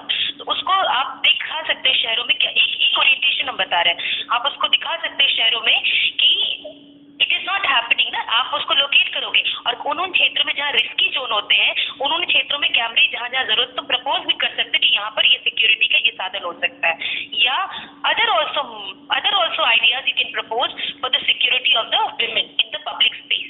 Are you getting my point? Yes ma'am, thank you. वो और जब तक आप ग्राउंड से नहीं, देखो जीपीएस का क्या काम है, जीपीएस का काम या जीआईएस का काम सुना ये होता है कि आप आसमान से देख के कुछ देख रहे हो ना, तो वो आपको फिजिकल एंटिटी देगा, आप सोशल बिहेवियर को नहीं अरेस्ट कर सकते जीपीएस से। लेकिन जो आसमान से आपको दिखा रहा है लैंड को, वो क्या संबंध रखता है भूगोल में ह्यूमन रिलेशन को? रखता है। लैंड और ह्यूमन रिलेशन ही तो बात करते हैं हम लोग, तो लैंड एंड फीमेल कैसे हम उसको जोड़ेंगे? जेंडर प्लानिंग कैसे होना चाहिए शहरों का, शहरों में कहाँ पर क्या फैसिलिटीज अवेलेबल होना चाहिए ताकि उसका स्कूल का लोकेशन कितना, तुम एक बड़े उस पर कर लो, यूपी में बड़े जगह पे कर लो। एक सिंपल एग्जांपल है कि डिस्ट्रिक्ट में एक एनरोलमेंट रेशियो मान लो, एनरोलमेंट देखना चाहते हो, जहाँ जहाँ कम हो रहा है वहाँ चेक करो कि स्कूल कहाँ कहाँ लोकेट है। तो क्या स्कूल की दूरी बढ़ने से उस गाँव में एनरोलमेंट रेशियो धीरे धीरे घटता रहता है या उस एरिया का घटता है? तो वो तो तुम मुझसे करोगे with the help of GPS only और GIS location with the help of, isn't it और नॉट? तो आपको समझने की जरूरत है कि आप करना क्या चाहते हो। It's up to you only बेटू, है ना। Nothing is impossible. हाँ ये प्लीज। और कोई? मेरा नाम विकास कुमार है। हाँ विकास बोलो। जी मैम, मेरा टॉपिक जो एग्रीकल्चर से है, तो मैं ये जानना चाहता हूँ कि एग्रीकल्चर पे हम अगर रिसर्च करेंगे तो कहाँ से शुरू करें? विकास, एग्रीकल्चर टॉपिक अपने आप में एक ब्रांच है ना, एग्रीकल्चर ज्योग्राफी। जी, हमने क्या है कि जो टॉपिक है मैम वो अमरोहा जनपद है, कृषि का भौगोलिक अध्ययन। बेटा फिर से बोलो। अमरोहा जनपद में कृषि संसाधनों का भौगोलिक अध्ययन। ठीक है, तो इसमें दो बातें हैं बेटा। पहला तुम्हारा रीजन है जिसमें अमरोहा डिस्ट्रिक्ट को लिए हो, उस डिस्ट्रिक्ट में डेफिनेटली ब्लॉक्स के डिविजन्स होंगे, आपको उसको आइडेंटिफाई करना है। और दूसरा सबसे बड़ा वेरिएबल है जिसमें तुमने कहा है रिसोर्सेज, एम आई राइट? है ना, एग्रीकल्चर रिसोर्सेज। तो पहले वो वेरिएबल्स ढूंढने पड़ेंगे कि आप किन किन बातों को एग्रीकल्चर रिसोर्सेज मानते हैं। जमीन को मानते हैं, वाटर फैसिलिटी को मानते हैं, क्या उसमें इंगेज लेबर को मानते हैं। तो whatever the variables are there, आप उन सब को जोड़ते हुए देखेंगे कि उस जगह में उस आटो का compare, it's up to you कि आप कंपैरेटिव स्टडी कर रहे हैं आटो डिस्ट्रिक्ट में, बता दोगे कि कौन सा जिसका as per the presence of the resource है ना, resources, agriculture resources, these particular to mapping कर सकते हैं कि these particular areas are having the high, है ना, high resources as compare to the other. Middle group में डालोगे कुछ को और कुछ डिस्ट्रिक्ट को तुम लोअर में डालोगे। और इसकी रियलिटी आप प्रैक्टिकली जा करके ग्राउंड रियलिटी चेक करते हुए उससे रिलेटेड ग्राफ ब्रांच जो भी बनाना होता है वो बनाओगे, ठीक है? क्योंकि आप पूरे डिस्ट्रिक्ट एक एक जगह डिस्ट्रिक्ट का सेकेंडरी डेटा पे तो आपने मैपिंग कर दी, पर रियल में क्या है, रियल में करने के लिए आपको कुछ ना कुछ सैम्पलिंग के थ्रू आपको जा करके उस एरिया का सैम्पलिंग करते हुए उस एरिया का रियल डेटा कलेक्ट करना पड़ेगा, क्योंकि any research is not going to fulfil your need without covering the primary data, चाहे वो तुम सेकेंडरी डेटा पे ही पूरा काम क्यों ना करो, लेकिन इसके जस्टिफिकेशन के लिए उसके तुम्हें प्राइमरी डेटा पे जा करके रियल रिसर्च करने के काम की जरूरत है, ठीक है? और कुछ पूछना है जल्दी पूछो, आप थोड़े फास्ट पीडी हैं। Hello Savina ma'am. हाँ एक मिनट, फिर तुम्हारा सवाल मैसेज पे ले लेंगे, पहले अमित सर को बोलने दो। हाँ एक्चुअली आपका वीडियो नहीं दिख रहा है, आपका इमेज नहीं दिख रहा है, वीडियो ऑन करके देखना है मेरे को, ठीक है? लो भाई जस्ट अ मिनट, हाँ वीडियो भी आ गया, अब बोलो। अच्छा ठीक। हाँ आप क्वेश्चन आया कि नहीं आया? नहीं अभी नहीं आ रहा, अभी आपका नहीं आया नहीं क्या?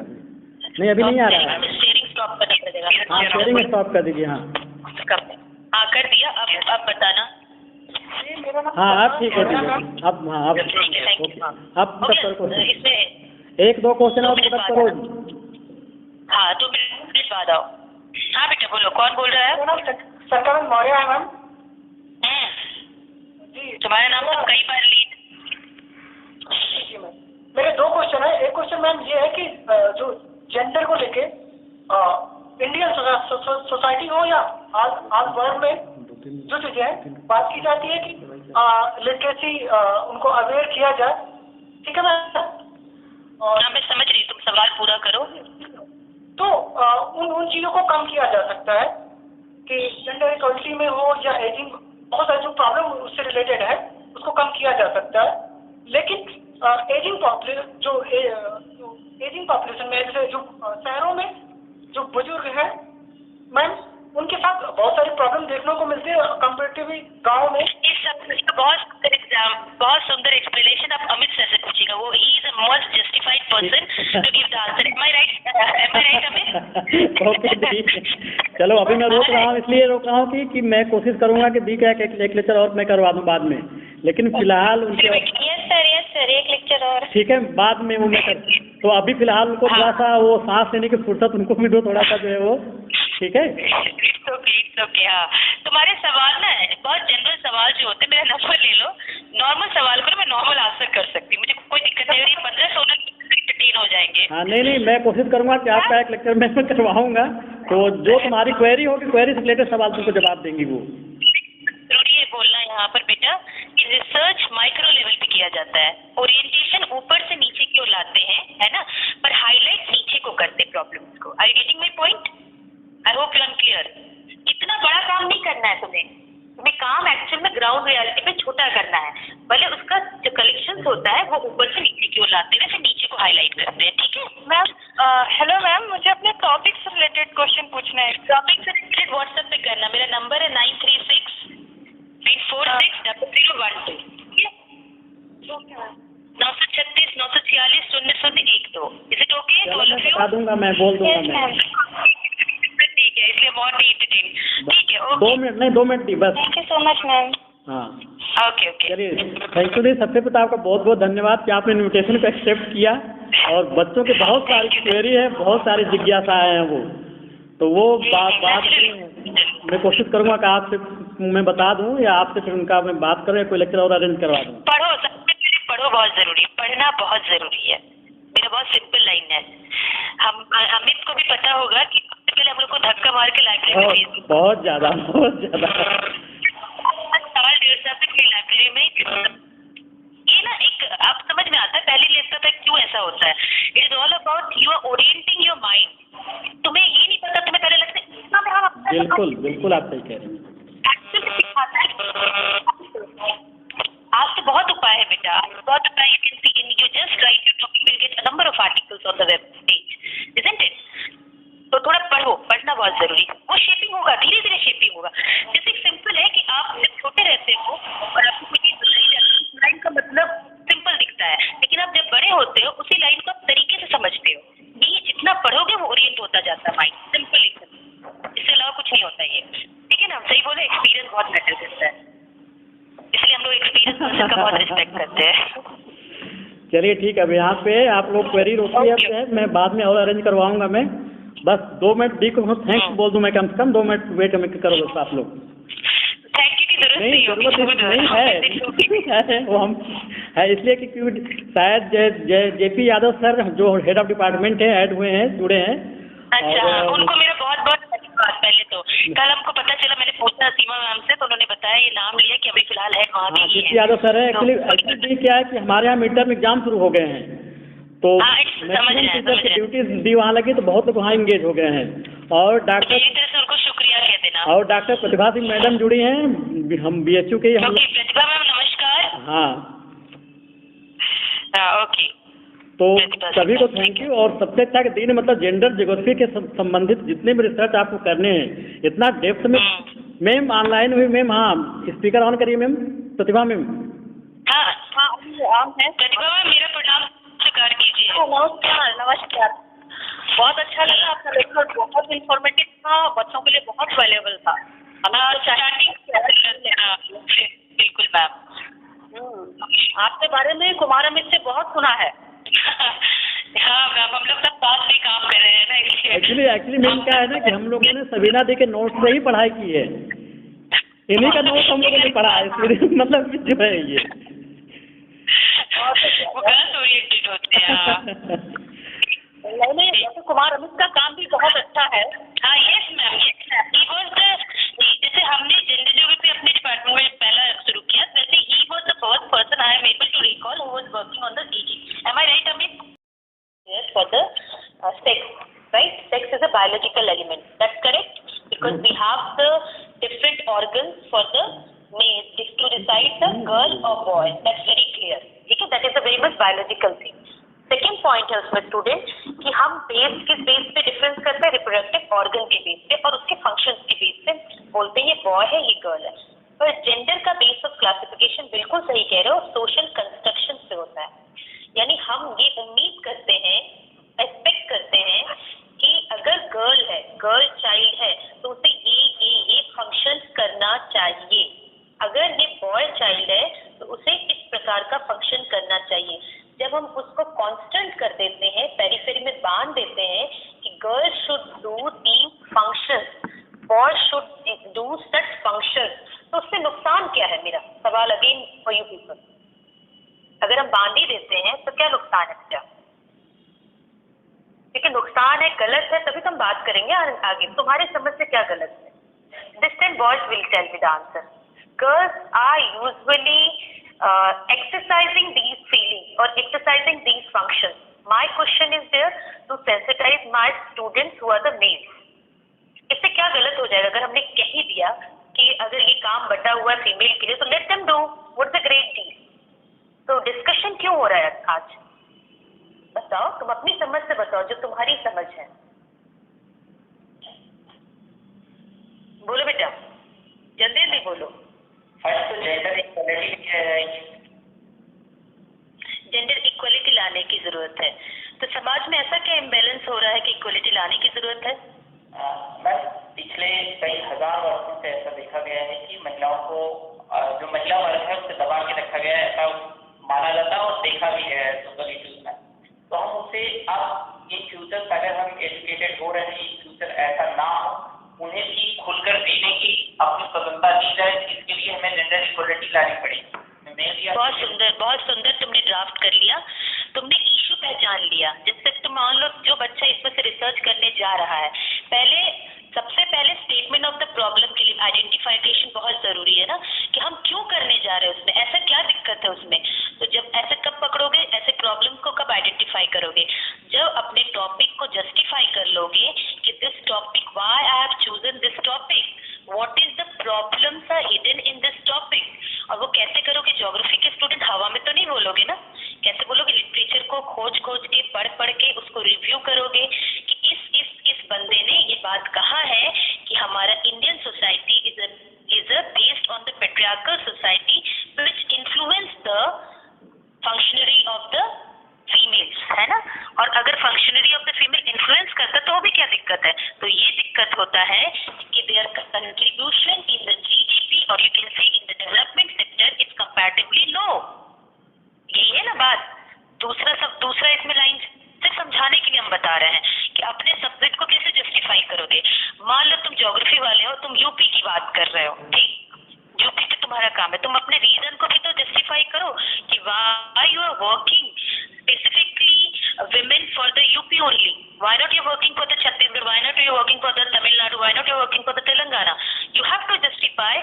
फॉर एग्जाम्पल, अगर तुमने यूपी उठाया तो तुम ये बताओ कि ज्योग्राफिकली यूपी एक ऐसा क्षेत्र है जो पूरे भारत का बहुत बड़ा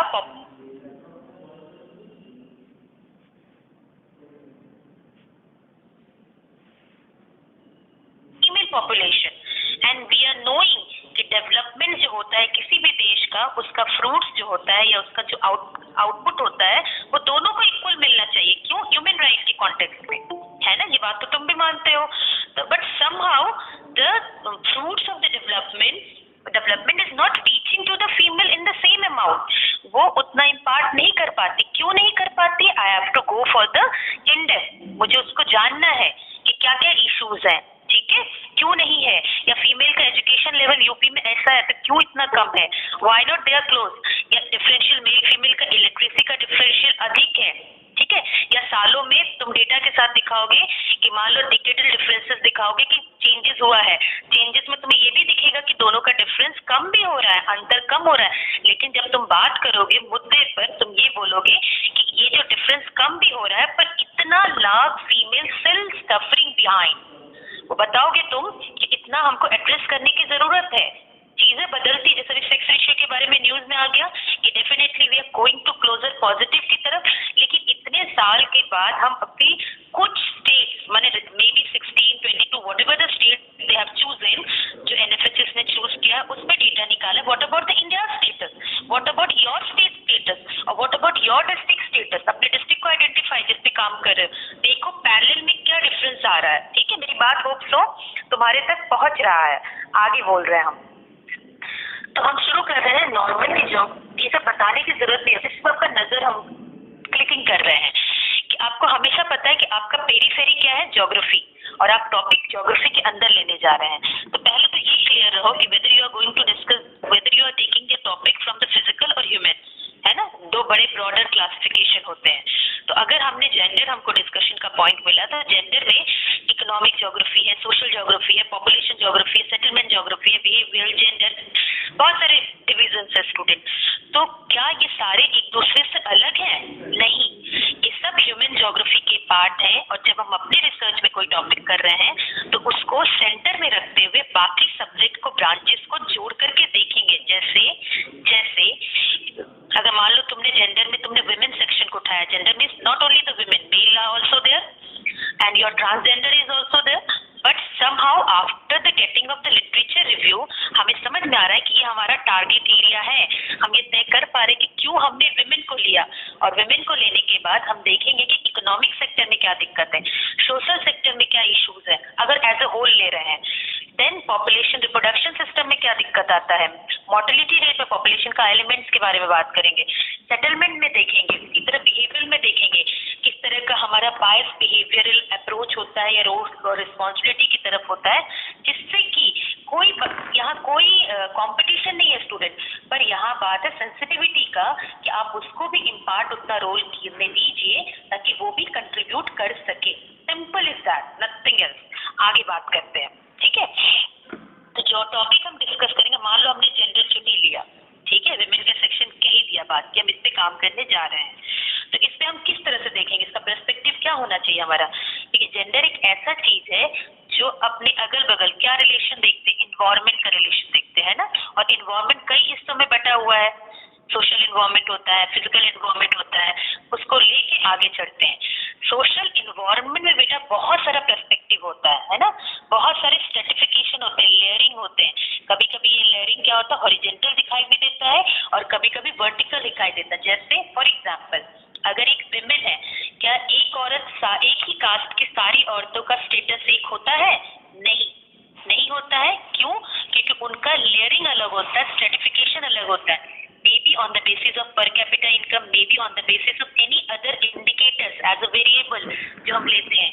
जब हम उसको देखते हैं, एसेस करते हैं, तो हम पाते हैं कि वर्टिकल है भाई, माने एक ही कास्ट सिस्टम में जो लेडीज भी वर्टिकली स्ट्रेटिफाइड है, उसी तरह हॉरिजेंटल में कैसे स्ट्रेटिफिकेशन देखते हैं, हम देखते हैं जैसे सोशल ग्रुप के वाइज हम देखते हैं कि डिफरेंसेस आर देयर, है ना। हमारी नजर में हमने मान लो सोशल ग्रुप को इक्वल रखा है, लेकिन you can find out the differences between the exercising of the facilities और एसेसिंग द रिसोर्सेज। इन सब बातों में वो कहीं ना कहीं आपको डिफरेंस दिखता है। यानी कि जो आपका ऑब्जेक्ट है या आपका सेंटर पॉइंट है विमेन, उसको आप कई तरीके से देखें, कई तरीके से एसोसिएट करके देखते हैं। यानी काम करने से पहले हमें क्या पता होना चाहिए, हमें पता होना चाहिए कि जेंडर के साथ हम प्लेस और स्पेस को कैसे लोकेट करते हैं। और स्पेस का सबसे सुंदर उदाहरण तुम लोग अपना घर का एक एग्जाम्पल ले लो, जिसमें सिंपल है, बहुत सिंपल है कि हाउस को सोसाइटी, क्योंकि we are discussing about the human being who are living in the society, और उस सोसाइटी में तुम्हारा एक यूनिट है, एक घर एक यूनिट है, उस घर की फंक्शनबिलिटी कैसे हो रही है। और फंक्शनबिलिटी में दोष नहीं होता बेटा, मेरी बात समझने की कोशिश करो। A female is, your mother is cooking, your father is going outside, it's nothing wrong, nothing wrong. I'm telling you why I'm telling this thing. It is only once it is exercised regularly and having the talent, having the what we can say the skill, you are not giving your mother permission to go outside to may incorporate some knowledge into the field. ठीक, ये एक बात। मान लो कहोगे नहीं field में भी औरतें जाती हैं, बिल्कुल जाती है, but they are, if you see in a geography way, उनका एम्प्लॉयमेंट, उनका लेबर का डेज देखो तो they will be coming under the seasonal and they will, most of the women are coming under the marginalise. यानी कहीं ना कहीं उस सेंटर से उसकी पोजीशन को दूर किया जाता है। ज्योग्राफिकल एस्पेक्ट समझने की कोशिश करना स्टूडेंट, ठीक है। देन ऑल्सो रोल्स और रिस्पॉन्सिबिलिटी के बेसिस पे हम असाइन टास्क देते हैं, जैसे मॉनिटरी बेसिस है। Money is something we are talking about in a power exercising. जैसे इकोनॉमिक डिसीजन जितने होते हैं फैमिली में, हम छोटा यूनिट पे डिस्कस कर रहे हैं पहले, उसमें तुम ये पाते हो कि फैमिली डिसीजन में हम ये मानते हैं कि due to lack of something, वो समथिंग क्या अभी हम बताएंगे, due to lack of something we are very much socialised कि economic decision should be done by males, right. Family में जो मेल्स होते हैं, दादा हो सकते हैं, कोई भी फादर हो सकता है, ये ठीक है। तो वो एक्सरसाइज करता है। और जो अदर वर्क है जिसको अनपेड वर्क कहते हैं, आप ये बचपन से पढ़े ना ज्योग्राफी में, जैसे सवाल पूछा जाता है कि what most of the work done by the man in geography. तो हम लोग वो जनरेशन आ रहे हैं बेटा जहाँ हम मैन इन इन्वायरमेंट नहीं बोल करके हम simple people environment, human in environment बोलते हैं, क्योंकि हम as a neutral word use करते हैं जिसमें मेल और फीमेल दोनों इन्वायरमेंट से इन्फ्लुएंस होते हैं और दोनों इन्वायरमेंट को इन्फ्लुएंस करते हैं।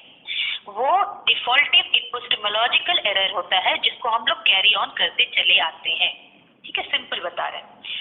इसके बाद एक बात और है, फिर तुम सोचोगी कि ऐसा तो नहीं है, जैसे एक सवाल आता है अक्सर जब भीड़ में बैठो तो बातें बच्चे पूछते हैं कि मैम लेकिन ये बहुत सिंपल है कि औरतों को भी तो दबा के रखती है, पीछे करती है। तो यहाँ मैं तुम्हें सबसे पहला क्लियर लाइन कहते हैं, जो एक टिपिकल लैंग्वेज बच्चे यूज करते हैं ना, सास बहू और समथिंग लाइक दैट। तो यहाँ हम तुम्हारा माइंड में एक क्लियर लाइन डालना चाहते हैं, it is also patriarchy.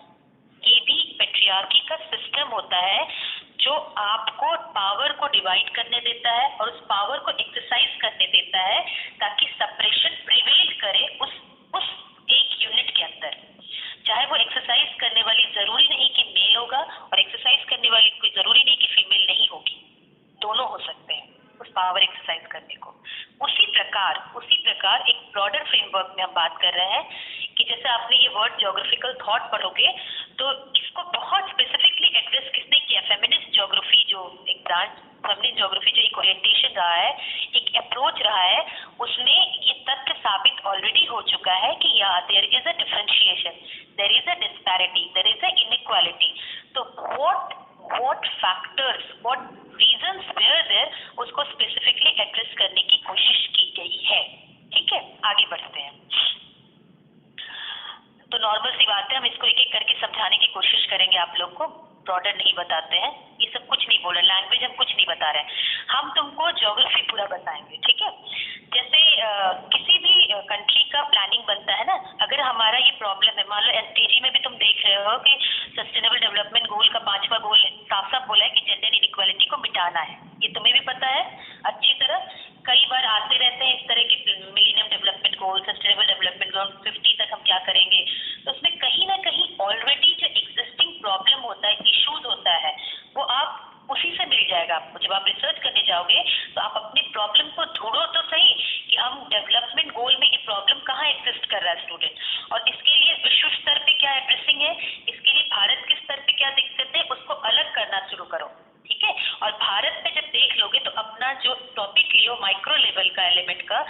You are talking reproductive health status, ठीक है, तो आप देखो पहले कि क्या स्टेटस है वर्ल्ड पे, क्या स्टेटस है फीमेल का इंडिया में ओवरऑल। ये सब देखना नहीं बेटा, इसको नोट डाउन भी करना है, इसके टेबल्स भी लेने हैं, इसका डायग्राम भी बनाना है, मैप वर्क भी लेना है थोड़ा थोड़ा। अगर फोकस आपका मान लो डिस्ट्रिक्ट फॉर एग्जांपल वाराणसी है, डिस्ट्रिक्ट वाइज वाराणसी डिस्ट्रिक्ट को चूज किया या कानपुर सिटी को चलो आपने चूज किया है, तो कानपुर सिटी पे आने के पहले आप उस सिटी को क्यों चूज करें ये आप बताइए। उसके जैसे यूपी में और कितने सिटीज हैं, मान लो तुमने किसी 5 सिटी को ले लिया, ठीक है, कंपेयर किया, जो उसके आसपास उसका एरिया पॉपुलेशन आप देख पाते हो, फेमस सिटीज इन यूपी, तो आप देखो कि उनमें कानपुर क्या हाईलाइट करा है, उनका कानपुर का क्या दिक्कतें हैं, है ना। अगर विमेन सेक्शन काम करने जा रहे हो तो उसको आइडेंटिफिकेशन बहुत बहुत जरूरी है। कैसे जोड़ोगे बेटा अपने कानपुर सिटी के विमेन हेल्थ स्टेटस को या मैटरनल हेल्थ स्टेटस को अपने 5 ईयर प्लान से। तो इंडिया का प्लानिंग क्या होता है, इंडिया का 5 ईयर प्लानिंग में कुछ न कुछ इश्यूज को एड्रेस किया है, तो कहीं ना कहीं तुम्हारे इश्यूज में वो इशू हेल्प करेगा कि ये सब कारण है जैसे हम बता रहे हैं। अगर मैटरनल हेल्थ का तुम पढ़ोगे और तुम लिटरेचर रिव्यू पढ़ोगे कहीं ना कहीं से, तो तुम हाइपोथेसिस ये पाओगे स्टूडेंट कि literacy play an important role for exercising the maternal health status. यानी अगर हम मैटरनल हेल्थ स्टेटस को एक्सरसाइज करना चाहते हैं, अच्छा करना चाहते हैं किसी भी जगह का एज ए विमेन और एज ए एडमिनिस्ट्रेटिव बॉडी, तो हमें पता है कि फीमेल का एजुकेशन बढ़ाना बहुत जरूरी है। क्यों? ताकि वो अवेयर हो सके अपने रूटीन चेकअप के लिए, अपने इंजेक्शंस के लिए, अपने whatever facilities if she is poor and there are some government policies are there, facilities are there to reaches to that, वो भी उसको पता होना चाहिए, है ना, पता होता है, ऑनलाइन सर्च कर सकती है, पढ़ सकती है, देख सकती है, तो वेरी इंपॉर्टेंट। तो लिटरेसी जरूर इन्फ्लुएंस करता है। तो जब खुद देखो कि यानी अगर हम मैटरनल हेल्थ को सुधारना चाहते हैं अपने कानपुर के शहर का, तो इट मीन्स हमें एक बार देखना चाहिए कि हमारा पॉलिसी क्या बोलता है। तो हम बहुत लास्ट का 2 पॉलिसी लेके बैठे हैं यहाँ पर, जिसमें जेंडर के इनइक्वालिटी को मिटाने की कोशिश में कुछ सेक्शंस को बहुत हाईलाइट किया गया है। उन्होंने ये कहा है पॉलिसी मेकर्स ने कि हम जो डिस्पैरिटी है इसके बीच में लिटरेसी का मेल और फीमेल के बीच में हम उसको कम करेंगे 14%। तुम्हें पता था 75% और 68% की बात हमेशा सुने हुए हो कि मेल की लिटरेसी इतनी, फीमेल की लिटरेसी इतनी है फॉर एग्जाम्पल। तो ये 2011 का है जो 7 और 12 का है, जो पीरियड था 7 और 12, तो 2011 के हिसाब से ये उम्मीद की जा रही थी कि हम तब तक ये कर लेंगे, ठीक है, प्लान है ये एलिमिनेट जेंडर डिस्पैरिटी। और हम ये कोशिश करेंगे, एलिमिनेट का मतलब होता है मिटा देंगे, मिटाना। एलिमेंट्री एजुकेशन में जो डिस्पैरिटी है क्या होता है, वो जो बच्चे स्कूल जाते हैं प्री प्राइमरी प्राइमरी स्कूल में, उसमें उनका इनरोलमेंट ध्यान देंगे कि अगर 50 लड़का है तो 50 लड़की, माने ये इनइक्वालिटी नहीं होना चाहिए कि ड्यू टू एनी रीजन अगर हो रहा है बेटा, तो तुम्हारा एज ए रिसर्चर टारगेट होना चाहिए कि why is it so, why Kanpur city is having lesser elementary मतलब primary school education enrollment and dropout after just completing the 5 standards, why the ratio is imbalancing। जब घुसने का time दोनों का एक था मान लो, तो 5वां क्लास जैसे हम हाई होते जा रहे हैं, क्यों भैया अंतर आ गया है, ऐसे क्या कारण है। तो बीइंग अ रिसर्चर आप आइडेंटिफाई करेंगे कि ट्रेंड को पहचानेंगे कि ट्रेंड में ये बता रहा है कि ये कम होते जा रहे हैं, उसको आप लाइन ग्राफ से दिखा सकते हो, और कम हो रहे हैं तो तुम्हारा रिसर्च क्वेश्चन यहाँ पर है कि तुम इसको एड्रेस करने जा रहे हो। आगे बात करते हैं। इसी तरह दूसरा बात बोला जाता है कि मैटरनल मॉर्टेलिटी मैटरनल रेशियो हमारा जो देश का है, हम भारत को स्पेसिफिक लेके चल रहे हैं कि ये माना जा रहा है कि हर 1 लाख लाइव बर्थ पे 125 है, तो उसको हम रिड्यूस करेंगे। 125 बच्चे मर जाते हैं, क्यों मर जाते होंगे, कारण कई हो सकते हैं। एक होता है उस लेडी का लिटरेसी लेवल हाई नहीं है, पढ़ी लिखी नहीं है, तो she is not looking after her health. Second कारण हो सकता है वो एनेमिक हो सकती है। थर्ड कारण हो सकता है कि वो मतलब घर में जो ऑपरेशन हुआ या जो भी कहते हैं सो कॉल्ड उसका जो ट्रीटमेंट हुआ एक अनएडुकेटेड या ट्रेंड डाई से नहीं हुआ। तो ये कई रीजन हो सकते हैं जिससे कि मैटरनल मॉर्टेलिटी रेट रहता है देश में अलग, और ये चीज अलग अलग शहरों अलग अलग राज्यों में अलग अलग रहता है। तो ये सब अपने आप में प्रश्न है बेटा, तुम जो भी रिसर्च करने जाओगे be very demographically that and social aspect also, economic aspect also, कई चीजें आपको साथ में जुड़ के मिलती है। अभी तुम पढ़ोगे ऑनलाइन कुछ भी चीजें, जब विमेन पड़ेगा तो सबसे बड़ा इशू था ना एनीमिया। तो anaemia itself is a very big issue जो गर्ल्स में पाया गया, विमेन में पाया गया है कि as compare to the boy कहा जाता है कि डिफरेंस बहुत हाई है। और ये मनाया गया कि डिफरेंस जितना हाई है उतना माना जा रहा है कि हम 11 वाले प्लानिंग में ये माना गया था कि हम कोशिश करेंगे कि जितने एनेमिक बच्चे अभी हैं प्रेजेंट उसमें से हम 50% को कम कर देंगे। ठीक है, तो ये जो गर्भाधान का प्रोग्राम चल रहा है गवर्नर का, या जो अदर प्रोग्राम है ना, गांव में जाके इस तरह का इंफॉर्मेशन देना, सेंसिटाइजेशन करना, अवेयरनेस करना, कैंपेन करना, ये सब यही इनका एजेंडा होता है। इसी एजेंडा के बेसिस पे उन्हें ग्राउंड वर्क करना पड़ता है and they have to do raise the sex ratio. मतलब हमारे यहाँ सेक्स रेशियो मेल फीमेल का रेशियो पढ़ ही रहे हो तुम लोग, अभी तुमने न्यूज में भी देखा है कि ठीक है बढ़ रहा है। ठीक है, कुछ स्टेट्स का एग्जाम्पल लिया एनएफएचएस ने, not 100% data is represented in that. ये बात बहुत समझने वाली बात है। उसमें भी बेटा जो सेक्स रेशियो की बात करते हैं उसमें भी जो बच्चे होते हैं जो 0 to 6 ईयर्स एज ग्रुप कहते हैं, जिसको कहते हैं चाइल्ड सेक्स रेशियो, उसमें ये वाला रेशियो कंपैरेटिवली और पुअर कंडीशन है। अभी हम आपको ग्राफ दिखाएंगे तो आपको समझ में आएगा। फिर ये इंश्योर करना चाहते हैं कि 35% कम से कम डायरेक्ट या इनडायरेक्ट जितने भी गवर्नमेंट पॉलिसीज बनते हैं, स्कीम्स बनते हैं बेनिफिट करने के लिए, वेलफेयर, सोशल वेलफेयर के लिए, उसमें 33% विमेन के बेटरमेंट के लिए जरूरी है। बिकॉज स्टूडेंट जो ह्यूमन डेवलपमेंट है, आप उस इंडेक्स में आपको कौन सा बैरियर कर रहा है जो आप ऊपर नहीं जा रहे हो, वो इंडिया का जेंडर डेवलपमेंट इंडेक्स और जेंडर एम्पावरमेंट मेजर जो इंडिकेट करता है। किन बातों से इंडिकेट करता है, क्या उसके मेजर्स होते हैं? उसके मेजर्स होते हैं जैसे उनका एनरोलमेंट, ठीक है, उनका स्टैंडर्ड ऑफ लिविंग, उनका पर कैपिटा इनकम, ये बातें उसको जोड़ती है। एम्पावरमेंट के लिए डिसीजन मेकिंग इन इकोनॉमिक, है ना, economic aspect, decision making in political aspect and their representation as a official, higher official dignitaries, उनका रिप्रेजेंटेशन चाहे वो पॉलिटिकल सेक्टर में हो चाहे प्रोफेशनल सेक्टर में, क्या रिप्रेजेंटेशन है, वो उससे एम्पावरमेंट का मेजरमेंट होता है। वो एक इक्वेशन लेते हैं, उससे मेजर करते हैं देश का, स्टेट का कि क्या हालत है। जब हमारे हालत को उसको चेक किया जाता है तो हम जब पीछे कर देते हैं, उसमें बहुत बड़ा रोल इन दोनों का होता है, जेंडर डेवलपमेंट इंडेक्स का और जेंडर एम्पावरमेंट मेजर्स का। इवन अब तो GII आ गया, जेंडर इनइक्वालिटी इंडेक्स आ गया है, जो ये साबित करता है ऑन अबव बेसिस, जो अभी हम तुम लोग को बोले दोनों, उसके प्लस और कई बेसिस के बीच से, जेंडर इश्यूज के बेसिस पे हम चेक करते हैं कि which way it is moving ahead, और क्या पैटर्न चल रहा है, क्या ट्रेंड चल रहा है, और हमें इसमें क्या क्या सुधार करना चाहिए, हमें क्या क्या प्रॉब्लमेटिक एरियाज मिल रहा है। साथ में कह रहा है कि ये तो तुम लोग पढ़ के आते हो अपने स्कूल लेवल में कि जो विस्कस पॉवर्टी और सर्कल होता है कि अगर मान लो इनपुट कम लग रहा है किसी चीज में तो वो धीरे धीरे एक्सरसाइजिंग करते करते उसका आउटपुट भी कम रहेगा और दोबारा वो गरीबी रेखा में ही रहेगा। तो इसीलिए कहा जा रहा है कि जो मार्जिनलाइज सेक्शन है एजुकेशन लेने में या इकोनॉमिक सेक्टर में नहीं आ पा रहे हैं, उन मार्जिनलाइज सेक्शन के ऊपर फोकस करने की जरूरत है रिसोर्स प्लान के तहत भी। ठीक है, पहले उसको किसी जगह मुझे तक बेटर नहीं कर पाएंगे बेटा, उसको और बेटर नहीं कर पाएंगे। उसी तरह 12 वाले 5 ईयर प्लान में भी वही सब चीजें रही, उसको आगे नहीं बढ़े, सब ऑनलाइन आपको मिल जाएगा। ठीक है, अब हम बात करते हैं, अब हम ज्योग्राफी की बात करते हैं कि अगर हम जेंडर इशू समझना भी चाहते हैं रिसर्च पर्पज के लिए तो डेमोग्राफी में किस किस सेक्शन में देखेंगे, उसके sex ratio, child sex ratio को देखेंगे बेटा, फर्टिलिटी को देखेंगे, मॉर्टिलिटी को देखेंगे, माइग्रेशन को चेक कर सकते हैं, एजिंग को चेक कर सकते हैं।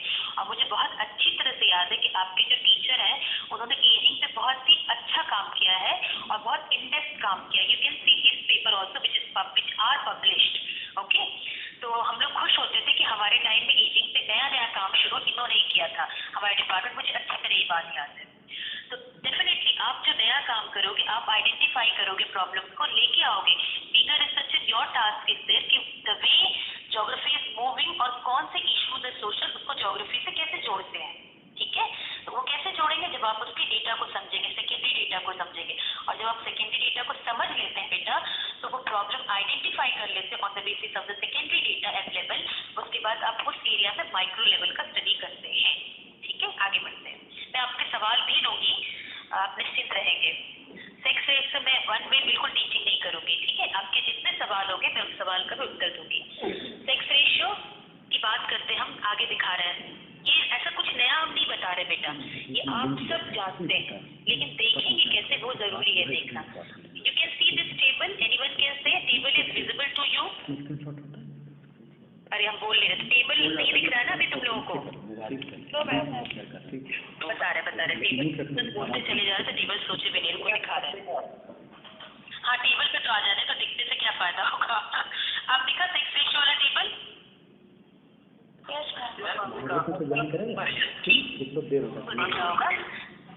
जूम करें, जूम देखो, पहले तो एक टेबल देखो जिसको हम दिखाना चाहते हैं, दिख रहा है अच्छे से? और हम ना तो बोलने से भी आप समझ लोगे, क्योंकि हम खुद टेबल नहीं देख रहे, इसलिए निश्चित रहो। तो 1901 में जो 972 नॉर्मल सेक्स रेशियो है इंडिया का, हम इंडिया के रेफरेंस में कोट ज्यादा करेंगे बेटा, तो 1972 तक 2011 तक after this much decades, you can find it out कितने डिकेड्स बीत गए 1 से 11 के बीच में? 12वां डिकेड रहा है, ठीक है? 12वें डिकेड यानी 120 सालों के अंतराल पे हमें आगे आना चाहिए बड़ा बैलेंस में कि पीछे आना चाहिए? सिंपल एक लाइन है, आगे।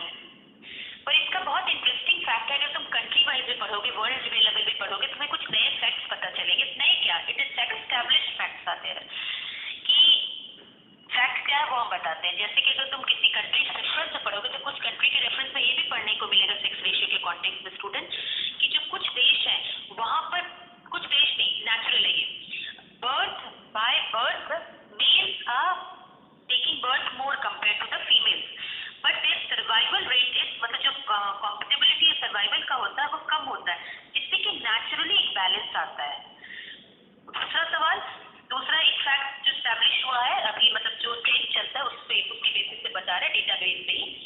दूसरा ये बात है कि जब फीमेल होती है बेटू, वो जो भी पैदा होती है in number, in terms of that they due to the negligence of the medical care, वो उनका नंबरिंग जो डेथ का वो कंपैरेटिवली हाई है, but their survival it means life expectancy is also high.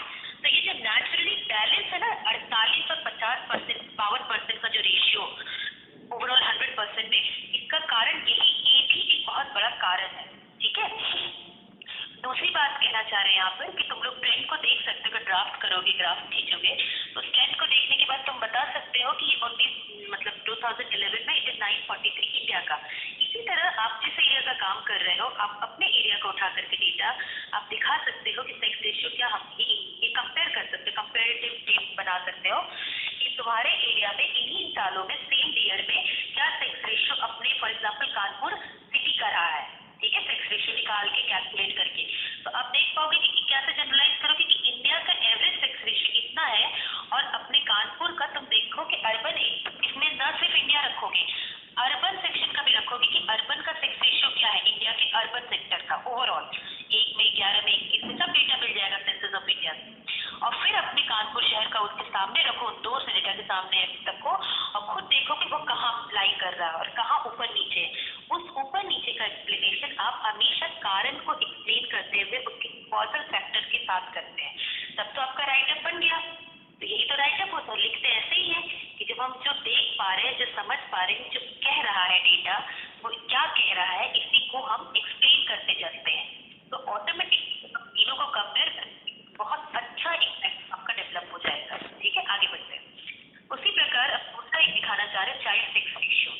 Child sex ratio में कुछ selected state है student, why I have chosen the selected, it is by default, क्योंकि सब रीजनली मुझे जो कहना था वो मिल जाएगा मुझे। तो 51 लिया गया, 51 के बाद 60 सालों के बाद 11 को लिया गया है। खुद एक बार अच्छे से देखो, एक्सक्लूडिंग फ्यू स्टेट, हम कितने पीछे की और चाइल्ड सेक्स रेशियो में गिरे हैं। सेक्स रेशियो चाइल्ड के बारे में नहीं है, ओनली सेक्स रेशियो फीमेल्स पर 1000 में आप देख सकते हैं, इसमें लिखा हुआ है। तो खुद देखो, बिहार का 1000 से 918, छत्तीसगढ़ का 1024 से 991 है ना। तो मेजर स्टेट में हम नीचे की ओर आ रहे हैं, आ रहे नहीं है। तो अभी जो काम किया गया, हम इससे जो नंबर हमारा अभी का था, आप कंपेयर कैसे बोल करके, डेटा कैसे मैनिपुलेट होता है, डेटा को कैसे आप कहते हो कि 2011 से कंपेयर में हमने 10 पॉइंट बढ़ा लिया, पर क्या तुम देख सकते कि हमारा एक टाइम हाईएस्ट पॉइंट क्या था, उसकी कंपेयर में क्या हम उसके रीचेस हो गए हैं, हुए हैं कि नहीं हुए, क्वेश्चन इज दैट ऑल्सो, ठीक है? तो आपको देखने का ढंग बदलना पड़ेगा बेटा, जो सब देख रहे हैं आपको उससे बढ़ के देखना पड़ेगा उसी को, डेटा को। इसमें कुछ नहीं, इसमें उसी मैप को ही दिखाया गया है, जिसमें कि ये तुम्हारा सेंसस ऑफ इंडिया के ही मैप सेक्शन से लिया गया है, उनको ही हम एक्नॉलेज करते हैं इस मैप के लिए। तो उस मैप में सिर्फ यही दिखाया है कि 2001 और 2011 का जो ये मैप है, it is showing you the way child sex ratio जो हाईलाइटेड डार्क कलर होता है, रेड कलर और ऑरेंज कलर, ये they are showing it is not favourable in that time. ठीक है, बहुत कम, एवरेज से भी कम है। लेकिन अभी भी हमारा कंडीशन ऐसा है कि मेजर स्टेट ऊपर का नॉर्दर्न प्लेन बेल्ट है जो हमारा, चाहे वो पंजाब, हरियाणा, यूपी जो एरिया आ रहा है पूरा कवर, बिहार आ रहा है, they are still having the unfavourable sex ratio for this data. Okay, आगे बढ़ते हैं। अब हम देखते हैं child sex ratio. Child sex ratio 61 से लिया गया, 1973 से हम थे 64 हुए, 62 हुए, 45, 47